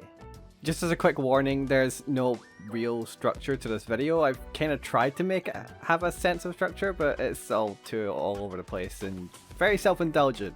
A wiki is essentially a publication style on the internet that's edited and managed collaboratively for its audience online. This is mostly used for things like storing information, but can also be used for things like storing creative writing or sharing ideas. The first known wiki was a site named WikiWeb in 1995, created by Ward Cunningham primarily to discuss nerd shit like software engineering. The wiki is most notable to me for its bizarre use of camel case for its pages, which, if you don't know, basically means that words look like this. I think TV Tropes got their URL convention from here, but that's for like a whole other video, I think. The name WikiWeb is where the term wiki originated for these sites, though the specific etymology comes from the Hawaiian word wiki, meaning quick. Side note, I don't speak Hawaiian, so I apologize if my pronunciation for these words is off. I have looked into the pronunciations and I'm trying my best to emulate them. As such, a wiki is mostly used for information to be quickly and cleanly accessible, and the word mostly is doing a lot of fucking legwork here. Because nowadays, the wiki format is used for basically anything and everything under the sun, from the Sonic Fanon wiki, to the Creepy Logos wiki, to the Club Penguin Pookie wiki. A Pookie is a baby on Club Penguin. Pookies are often seen in the pet shop saying things like, "Please pick Moe," and acting cute. Pookies need attention and, more importantly, care from Dudas and Moo-Moos. And then there's the Crummy Scratchers wiki, the Scumbob wiki, the Toxic Fandoms wiki, and the extremely tactless Sudden Unexplained Death in Childhood wiki. All of course I found out about due to the wonderful Tiresome Wikis wiki. Where was I again? Oh, right, research. Yeah, so when I make videos about obscure topics in fighting games, I find myself digging through wikis like this pretty often, and today I just wanted to highlight some of the wonderful details people tend to overlook when they go through wikis like this. Now, it needs to be said before I delve fully into this topic that you should not go to any wiki or page mentioned in this video and make extremely stupid fucking edits for free internet points to be featured in some Z-list niche internet celebrity's video about wikis, or even just for the sake of petty vandalism. Don't be dumb! Don't be fucking stupid! Don't harass any of the editors either, I'm fucking dead serious. So let's start with fandom. Fandom sucks. It's maybe one of the biggest examples of in-shitification of all time. It was previously called Wikia, part wiki, part the sound I make when I accidentally click on a link for a fandom wiki. It's also absorbed a shit ton of other useful sites like Giant Bomb, Gamepedia, and Strawpaw, although the latter two were shut down or merged with other sites, and the former of which aged this script terribly. We have taken the difficult decision to close the strawpoll.me website. We apologise for the inconvenience. Go fuck yourself, George. Before I go off topic again, I'm going to get myself back on track and talk about fighting games. On fandom, fighting games are usually documented for general audiences and focus more on the stories, aesthetics, and describing a character's gameplay in simpler terms by including the movesets on character pages with very little details, though some fandom wikis will give the moves their own pages, like this page for the Hadouken on the Street Fighter wiki. Like, did you know that the Hadouken was based on the Hado hole from Space Battleship Yamato? I didn't. In fact, this information will probably be erased from my mind by the time I release this video, but it's still cool to know about. The wiki also refers to Hadouken as one of the most infamous special moves in the series, which is not personally the word I'd use, but whatever. This page was probably edited by a Zangief player or something. Pour one out for old Green Hand, or a Banishing Flat, I guess. Also mistranslated from Vanishing Flat.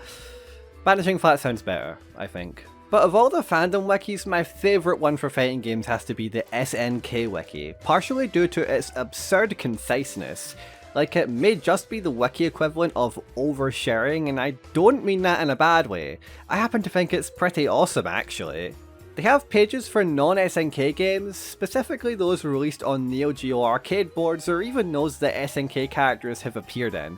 For instance, there's a page for Super Smash Bros. Ultimate that pretty much only documents the SNK content in the game, and it's fucking huge. Like, it goes into insane detail about the spirit battles and even has a trivia section that's larger than most pages on some other wikis.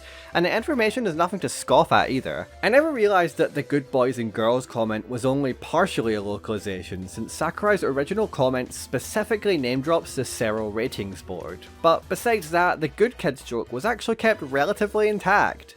Something that surprises me every time I go through these fandom wikis is the fact that BlazBlue's wiki actually formats its command list pages in a way that is quite similar to the ones they have at Dustloop, albeit less specific about technical details and more so just describing the basic traits in animation. Also, when going through these pages, I noticed that Hazama's page just completely misuses apostrophe S. Whatever. A lot of English grammar is kind of arbitrary and it doesn't affect the overall readability of the page, so I don't really care. The BlazBlue wiki also has a separate page for combos. I don't know about the practicality of these or anything, but here's a combo I did that I read off of the wiki page.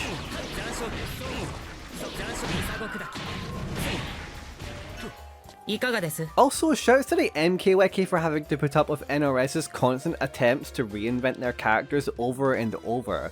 Like, literally every character has a main article and then like 4 other sub-articles that go over each individual timeline / universe the characters appear in. And characters like Shao Kahn have to have their articles complete...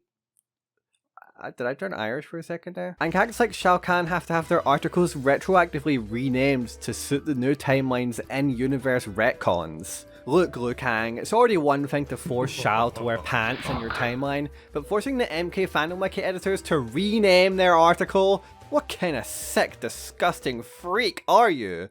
The perversion truly never ends with this fucking guy. Okay, well, I've had my fill of Fandom Wiki for about, I don't know, like forever?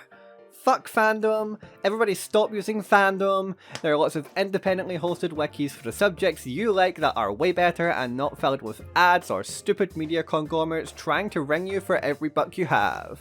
There's a site called getindie.wiki that automatically redirects you to wiki.gg sites, Mirahaze wikis, or other independent wikis when you click on a fandom or fixture life site. And this extension has changed my life for the better. Even if there isn't an independent wiki for it, the extension still lets you view the wiki through Breeze Wiki, aka Anti-Fandom, at the click of a button. Obviously this isn't sponsored, but you should definitely get the browser extension for independent wikis anyway. Don't do it for me, do it for yourself. Anyway, it's time to talk about the second kind of wiki that I wanted to discuss today, Dustloop. There are other wikis that are like Dustloop, but I'll get to them after I talk about this. Even though Dustloop may not have been the first fighting game wiki to use this more informational move-by-move format, it's definitely the most notable example and more or less pioneered very specific formatting features like a short 2-sentence blurb on how characters' game plans work, alongside some pros and cons. Some of these are really funny too, because a lot of the time the writers have to work in something that makes the character's game plan sound appealing despite the characters sometimes being horrifically bad. Like how Testament's missing link overview describes him as an unfinished mess who wants to zone the opponent. He didn't even bother coming up with something for Calamity Trigger's Tager. who just says, Iron Tiger loses a round. They're pretty especially mean to this Tiger iteration, which is valid because it's kinda dog shit. Tiger's best move. The first move on the list and we've already peaked. Good stuff. Calamity Trigger's Dustloop wiki in general is full of a certain flavour of snark that doesn't detract from the information given, but it's still a fun read. I won't list all of them because you should read these wikis in your own time, but here's a few of my case curated personal favourites. Arakune made people refund Calamity Trigger. Cons. Faustian bargain.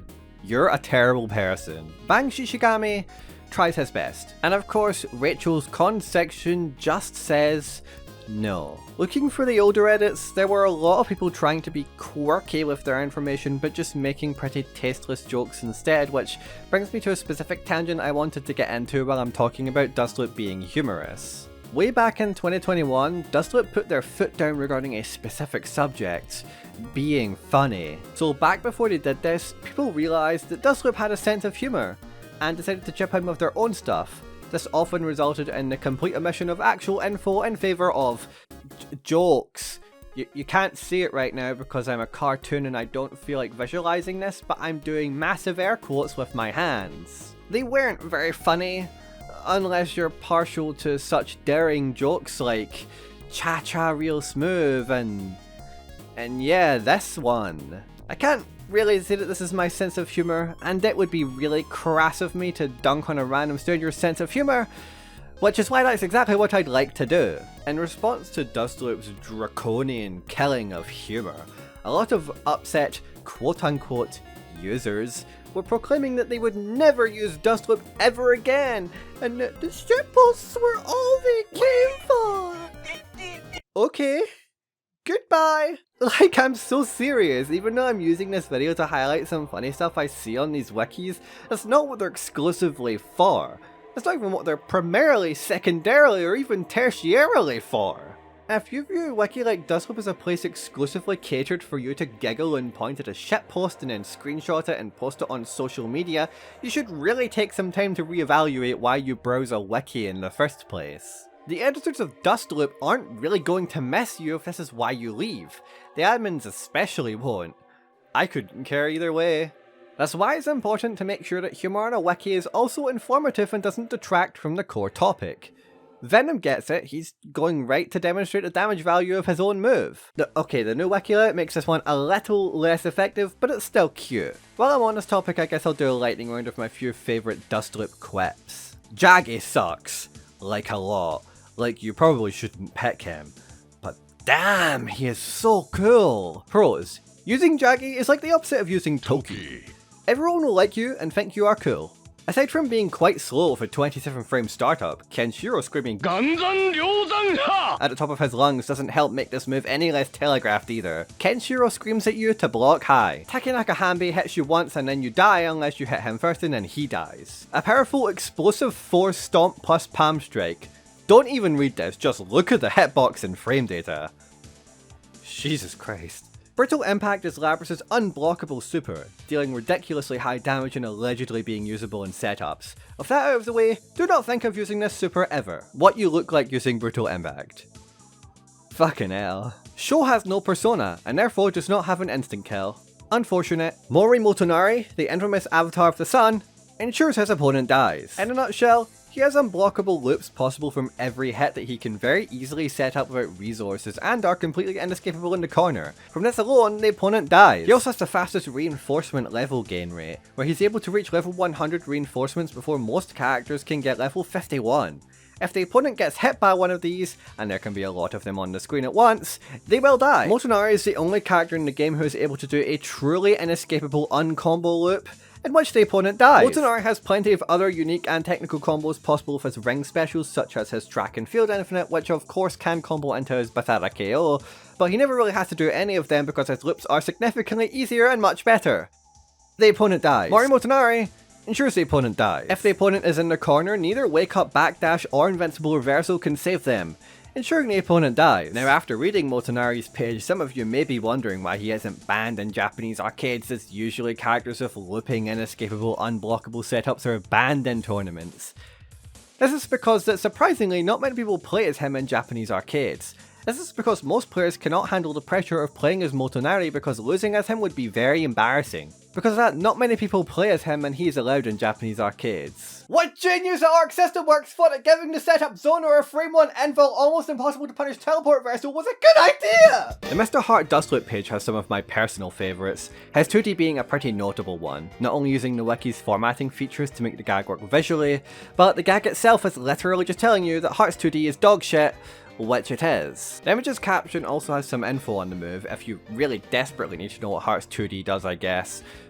Scrolling up, we also get a little Calamity Trigger Tiger cameo. You know, despite his lack of any real gameplay upsides, this guy sure gets around. I always point to this as a great example of being informative and using the wiki's space to be humorous at the same time, which is pretty ironic to think about because I'm like 90% sure that this don't press 2D joke is derived from a very similarly formatted joke on Iori's KLF98 page on the Super Combo wiki formerly called Shoryuken. I'll get to Super Combo's KLF98 wiki shortly because it's a very fun read. As you can probably tell, my favourite thing to do when I'm just browsing casually are to look at pages of notorious top tier and low tier characters, and this doesn't just apply to Dustloop. There's also the aforementioned Super Combo wiki, which used to be called Shoryuken before being renamed to its new title after Sony and RTS acquired the Shoryuken brand in its 2021 buyout of EVO.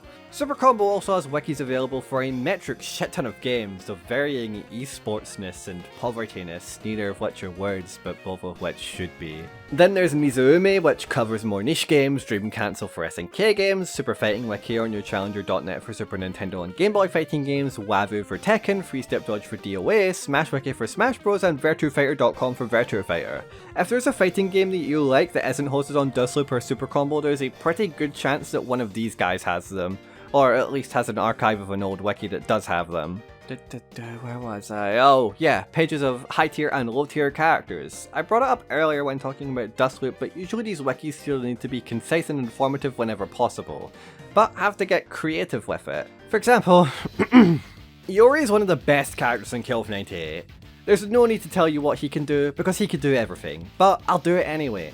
He has awesome damage, can stun you into combos, a great attack throw game, a great high-low game, arguably the best, or certainly the easiest to use cross-up in the game, the best Punisher in the game, the best invisible DP in the game, one of the best invisible supers in the game, the best fireball in the game, the best CD counter bait in the game, and the best backdash in the game. He can mix up cross, turtle up, pressure, bait, move, space, zone, run away, and bake a cake. He's the alpha and the omega. He can be a battery, he can be a user, and he can be an anchor. He's probably the best choice for a battery anchor in the entire game. Good thing he can only be one of those at a time. You can get by playing Iori with low execution skills, but he gets a whole lot better when you can combo into super consistently. At least for punishing or from his command grab.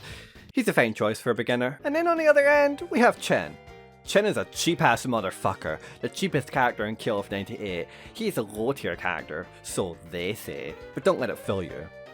His crouching C beats virtually everything in the game. He's the only character that can beat Kyo's JB clean with a normal attack. Fuck this cheap-ass motherfucker. I'm just joking, but really he's a lot more effective because of that single move than people realise. His jumping C has a ton of priority as well, and is an instant overhead. His Flame Super is one of the best high priority supers in the game, and a Chen with meter can be scarier than any of the top tiers. I main this character, by the way. Akko from Fighting Climax Ignition is so underplayed that her any notable players section just says Lamau. This is shortly followed by a section in her game plan header called Confronting Weakness, or Willingly Playing Bottom 1, taking advantage of her strengths. If you have not closed the web page and are still determined to play this character, I am sorry, but will help you. Kevin Ryan. Got his knife removed during development because it created balance issues. Still top 1. Bingo! Bingo. The aforementioned KLF98 wiki features little introductions for characters. However, because this KOF game is non-canon and doesn't have a story, the wiki editors have basically just written whatever they want in here. EX Billy, an alternate reality Billy that explores what would happen if he decided to be a worse character in KLF98 than he already was. An aging idol on the verge of falling out of favour, Athena turned to a blend of kung fu and telekinesis to bludgeon the otaku of Japan into terrified submission. Her winning smile and fists of death ensure that no one will ever dare defy her or buy another idol's CDs. While her charismatic ultraviolence keeps her on the top of the charts, her lonely heart still yearns. Choi aka Stuart Little is a war criminal who deserves to be punished at the highest extent of the law. A list of his crimes can be found here. And it's just a link to Clarifax's federal crimes list. Gameplay overview. Be annoying. And my personal favourite, Joe's just boring old Joe, he doesn't have a story. I'm kinda glad that the Kill of 98 super combo hasn't really been updated that much over the years, because this wiki's kinda timeless to me. This shit is my fucking Mona Lisa. Though I remember the Kill of 2002 wiki being in a much rougher shape a long time ago. Or maybe I imagined that, or it was a wiki for Unlimited Match, which was moved over to Dream Cancel's wiki, which is a lot more modern and on top of being a wiki page has links to lots of other character specific resources, and therefore doesn't have most of this 2000s shitposty vibe to it. When I was a kid, everyone played Pokemon and absolutely nobody cared about Digimon. I had an Agumon plush and like everyone thought it was Charmander, and it pissed me off because it wasn't Charmander, it was Agumon, god damn it! This is on the page for Trample from Samsho6, by the way. Though when browsing it for this video, I found some things that proved of great interest to me. Namely this Angel Unchained Circle flowchart, which I still maintain Unchained Circle is not that fucking hard, it's basically just an unorthodox Rekka series for mix-ups which would take you maybe 5 minutes to lab practical setups with. There's also this list on Nameless's page that details all of the visual and gameplay differences between him and K49 or Cronin or Tetsuo or whatever they're calling him now. This is interesting since I don't play Nameless or K49 and never really picked up on how Nameless is different in very specific ways. Honestly, I think I covered a fair amount of what I want to talk about, and I don't want to spend any more time reading random wikis than I already have. Besides, you should go check out these places for yourself. And if you're passionate enough about the games that they're talking about, you should also contribute to wikis wherever you can. Though again, please be courteous and respectful to the hard work these people have put into these games. I really don't want a second Broly Space Jam situation. In general, I think people should be praising wikis like this a little more. Not all heroes wear capes, and sometimes those heroes may be your only way of knowing that CVS2 Kami's Close Fierce hits on frame 3, and is plus 10 on both hit and block. There are people out there who are playing CVS2 for the first time on a new collection who are about to encounter this fucking Satan button, and it's really good that there are resources out there to help people learn more about them. And to be honest, I covered a lot of ground. I talked about most of the wikis I wanted to, and if I realised I missed any, I'll just post about them on Blue Sky or make a follow-up video or something. There's also a bunch of strategy guides and magazines I wanted to count, like the CVS2 Bible, and a bunch of other guides that are saved on the Internet Archive, because strategy guides were like the original wiki or something, but I think that these are best saved for a second video, because I guess making 2 sub-videos about the same overarching topic is just what I do now. I suppose with that, there's only one kind of wiki left to talk about. The Discord wiki. Fuck you, I hate you! Discord is not a real platform for information, fuck you, fuck you! Hi everyone, I'm Kaius with a K, and every now and then people around me describe me as being so random. Well, I certainly can admit that some of the jokes I make are worthy of an XD lol, and on occasion I've been known to bake people a cookie before proclaiming that I eated it.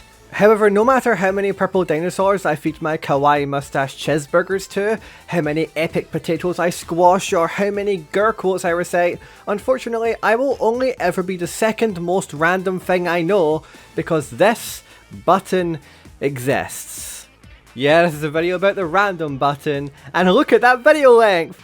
Wow, Kaius has gone off the fucking deep end! Like you may have expected me to make a video essay about Marvel Tokon or M1K ending content, or even one about my thoughts on people shit-talking Ingrid's inclusion in Street Fighter 6 for debuting in a bad game, while simultaneously celebrating the addition of characters from Street Fighter 3 New Generation, but nope.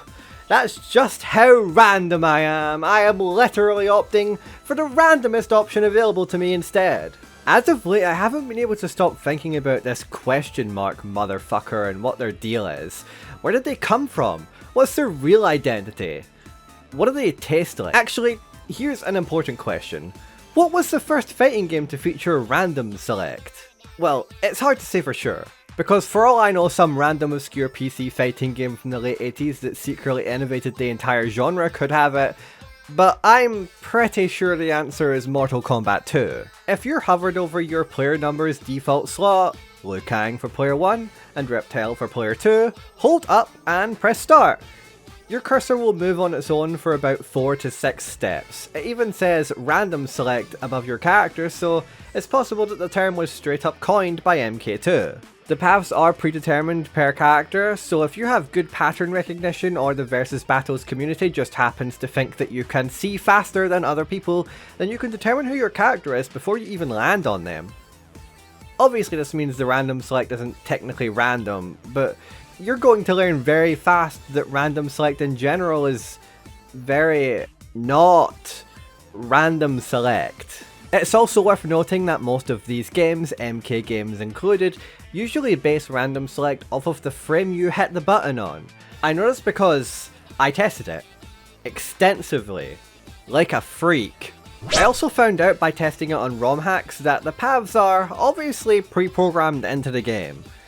When doing the random select codes in Mortal Kombat Revelation, I noticed that alongside having to move P2 all the way to Shang Tsung, it never went out of the dimensions of the original UMK3 character select screen, so there's like 2/3 of the roster that you can't random select into in this ROM hack. Neat that this code is left completely intact, I guess? Mortal Kombat also had the hidden slot feature in MK4, and I may as well talk about this one because I'm never ever going to get to bring this up in a video ever again ever. But it could be used to hide your cursor on the character select screen. In the console version, this could also be used alongside a button code to play as Goro or Noob Saibot, but you're not going to get footage of me doing that because I'm not doing an entire arcade run with fucking Shinnok. Group selection also exists, which also has a hidden character called Meat behind it, requiring you to complete matches in group mode with all 15 characters or something. But you're not going to get footage of me doing that because I'm not doing an entire group mode run with fucking shit. Surprisingly, not a lot of 90s fighting games had actually even implemented random select. You couldn't use random select in mainstay games like Super Turbo, Marvel vs. Capcom, or even Tekken 3. Huh. You know, when I said it out loud, it almost doesn't feel right to say. Like there's some technicality or something notable I'm forgetting. Oh well! You know what series is random select I like? KOF. Since KOF is a free-on-free game rather than a standard one-on-one, it leaves the door open for them to do some extremely interesting things with their random function. KOF's random, sometimes called roulette, doesn't just select one character at random, it fills all of your remaining team slots with random characters. Not only that, but the random character is actually true random, so to speak, in that between matches it re-rolls your randomized characters. I find this especially fun to use in the Nest Saga games, since the 4th striker slot being randomized leads to really interesting playthroughs, doubly so in KOF 2001 where you can have 1 point character and 3 striker characters. Randomizing these 3 characters almost makes the experience have a randomizer ROM hack, archipelago-y feel to it. I was actually surprised to find out that this roulette style randomization is actually still present in modern KOF games, with KOF 15 not only having it in its story mode, but even having an achievement for completing story mode with this modifier in play. I did a run of my own and I got Geese on my first match, and then again in my second match, but this time he'd taken his shirt off. Whoa. Did I just unlock his romance route? Also, for some reason I went up against a team of random unteamed characters twice in my run, and both of them had fucking Mei Tenkun in them. Bro entered the tournament twice, I guess? And then there's Darkstalkers. Darkstalkers has 2 hidden quote-unquote characters in its random select feature. I say characters, but they're more like play modifiers. The first is Shadow, who appeared in Vampire Savior. Shadow can be selected by hovering random and pressing start 5 times, and it takes the form of the previous character you fought, with only the first one being truly randomized. Well, that's actually only half true. If you highlight your desired character and press start on them 3 times, then enter the code, you'll actually guarantee that you play the first game as that specific character. The second character appears in Vampire Savior 2 and Vampire Hunter 2, called Marionette.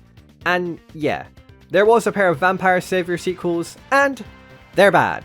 Anyway, the selection method is a lot more complex than Shadow, so listen up.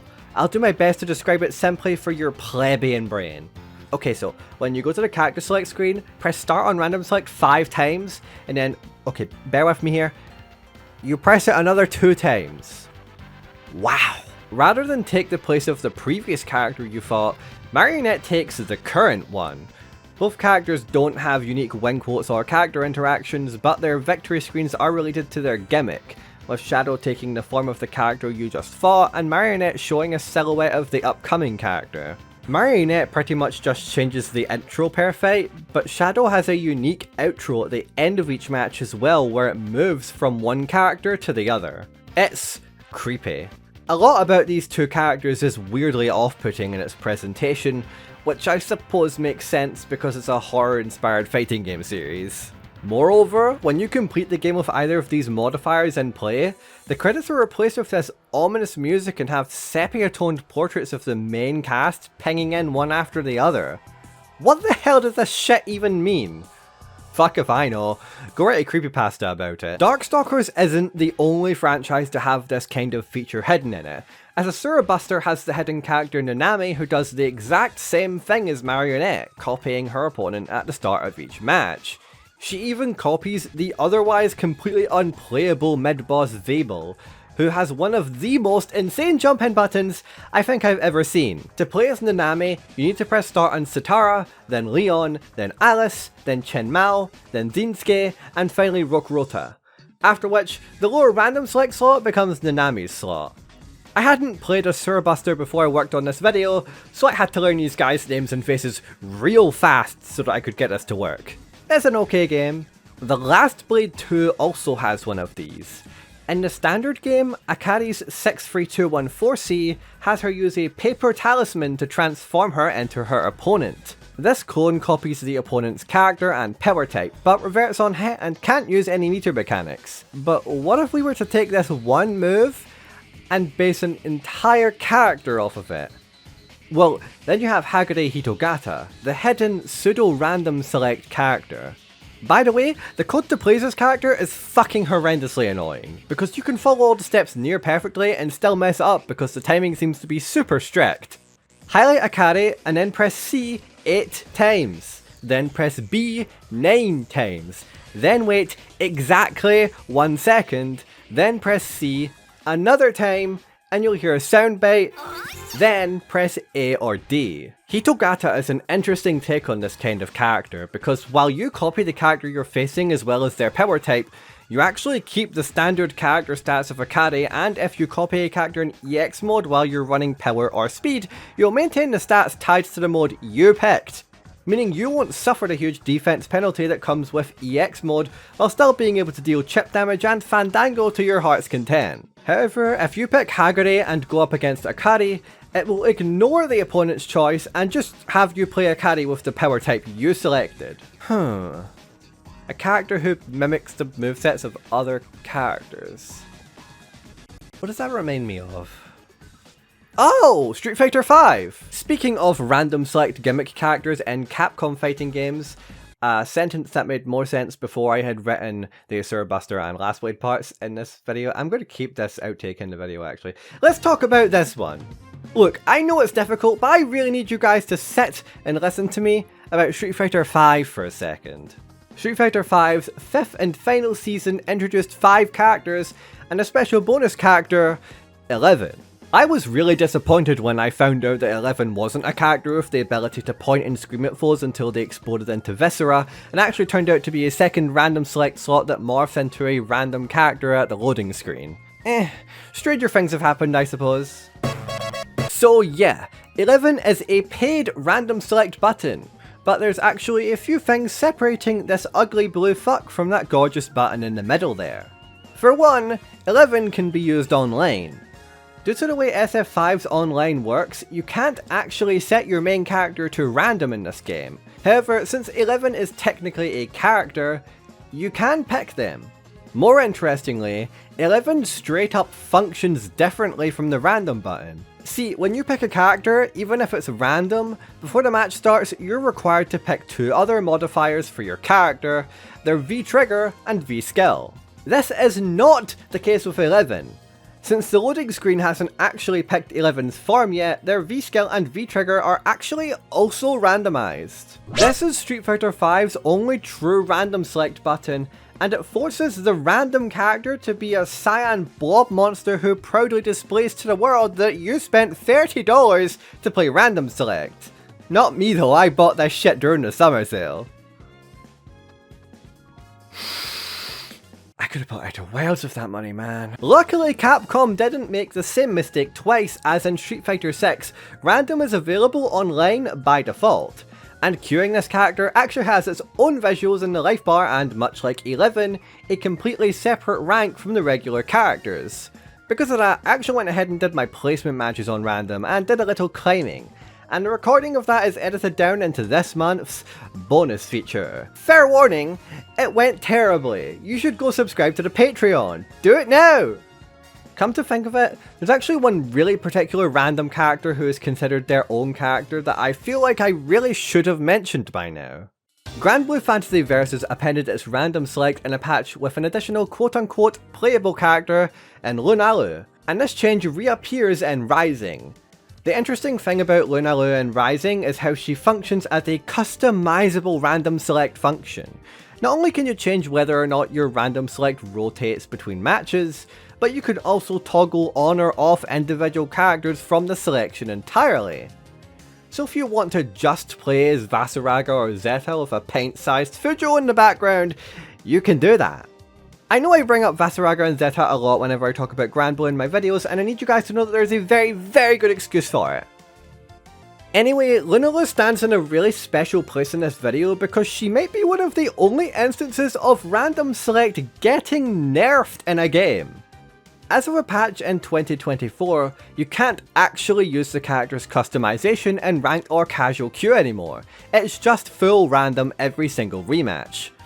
This was presumably a change to counteract smurfing because people were using Lunalu and setting her to just randomize the same one character over and over.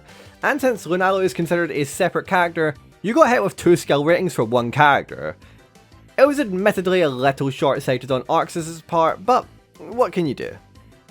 Now, could you imagine if there was a random select feature like this, but instead of it rotating the character each match, it rotates you into a different character each round? Wouldn't that be crazy? Too bad such a thing never existed. And never will. Ever. Okay, what next? Oh,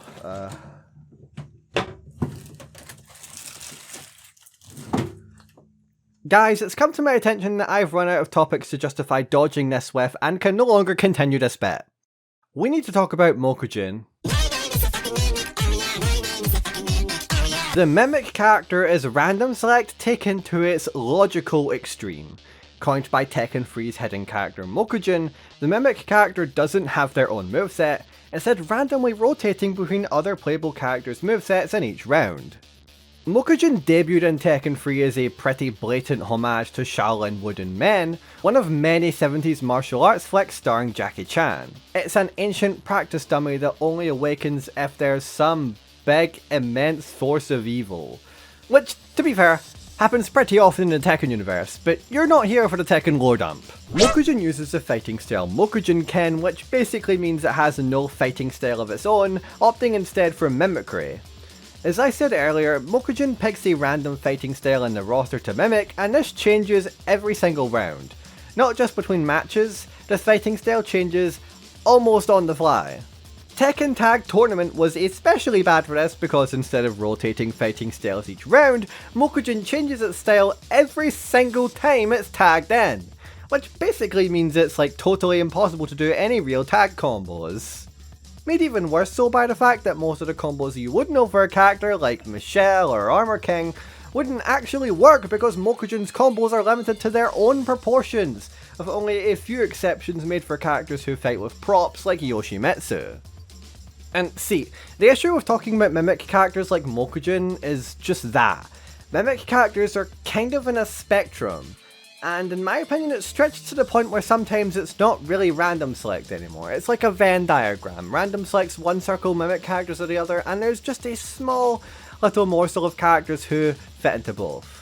Tekken Tag Tournament also had Unknown, who randomly changed styles in the middle of the round while only mimicking the smaller characters, and starts every round copying Jun Kazama. And then there's also Combot, who does something similar on a match per match basis. When you bring in Mimic characters, where does the random select line stop?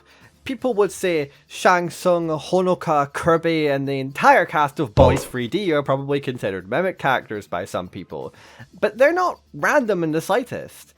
That's not to mention characters like the aforementioned Akari and 12 who have similar moves, or even characters like Dural, Metal Sonic, Chameleon, Emerald, and oh, where does Double fall into this? It's a slippery slope. So let's get back to being somewhat contemporary. Bandai Namco's other fighting series, Soul Calibur, takes the concept of Mokujin and runs with it. It runs fucking far with it. You have Edgemaster and Inferno in the original Soul Calibur, and these two copy other movesets while also having their own special moves. Inferno returned in Soul Calibur 2, but is joined by Charade, and then there's Necrode, who doesn't really count because he has a static moveset that copies specific moves from specific characters. Soul Calibur 3 enters Okadan, who has the head of an MO, I guess. None of that matters though, because Soul Calibur 4 got rid of literally all of these characters. Soul Calibur 5 went completely ass up with this though, because they reintroduced Mimic characters of not just 1 or 2, but 3 of them across the game's 6 unlockable characters. And you may be thinking, oh, that's just lazy, and it's not entirely samey, but it is very, very fucking weird. So obviously you have the return of Edgemaster, who is pretty much the same. Then you have Kilik, and this is where things get weird. Look, I know that Kilik was literally a student of the Edgemaster, but I don't think him adapting the full style is ever explained outside of just the fact that he would be a clone of Shiba otherwise. But what he did instead was make him like Edgemaster, except only the male styles. So adapting the full style, that was a fib, okay? Between us. Not to mention Elysium, who uses all the female styles, because apparently we needed a fucking gender trinary of Mimic characters in this game. Oh, but that's not all, because Elysium also has another key difference. She has her own super. Why? Not just why at the existence of a super only for one of these characters, why at the existence of 3 of these characters? Why do I have to know the minute differences of characters that I'm not going to play anyway, because at this point I'm better off just using regular random select? Or just make a metric fuck ton of custom characters who have all these 3 styles so you can have 1 million different nebulous random select buttons? Isn't that what the true logical extreme of random select is anyway? 1 trillion random select buttons of varying randomness? Okay, so maybe I lost the plot a little at the end there. In fact, I feel like I actually know less about random select after this than I did before I went into it. Like, what ground did I even cover in this video? I guess the fact that a lot of random select buttons aren't actually random in older games.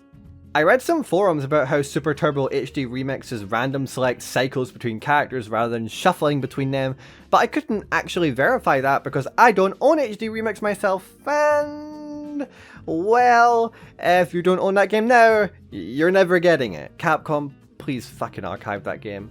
In other words, there's definitely some interesting takes on this that I forgot to mention in detail. So you can go down in the comments and talk about that one BioFreaks boss character that I didn't mention because I didn't feel like recording footage for that game, or, you know, other stuff too. But in the meantime, I will be eating my epic potato cereal while scrolling through my delicately hand-picked Narusasu Yaoi collection.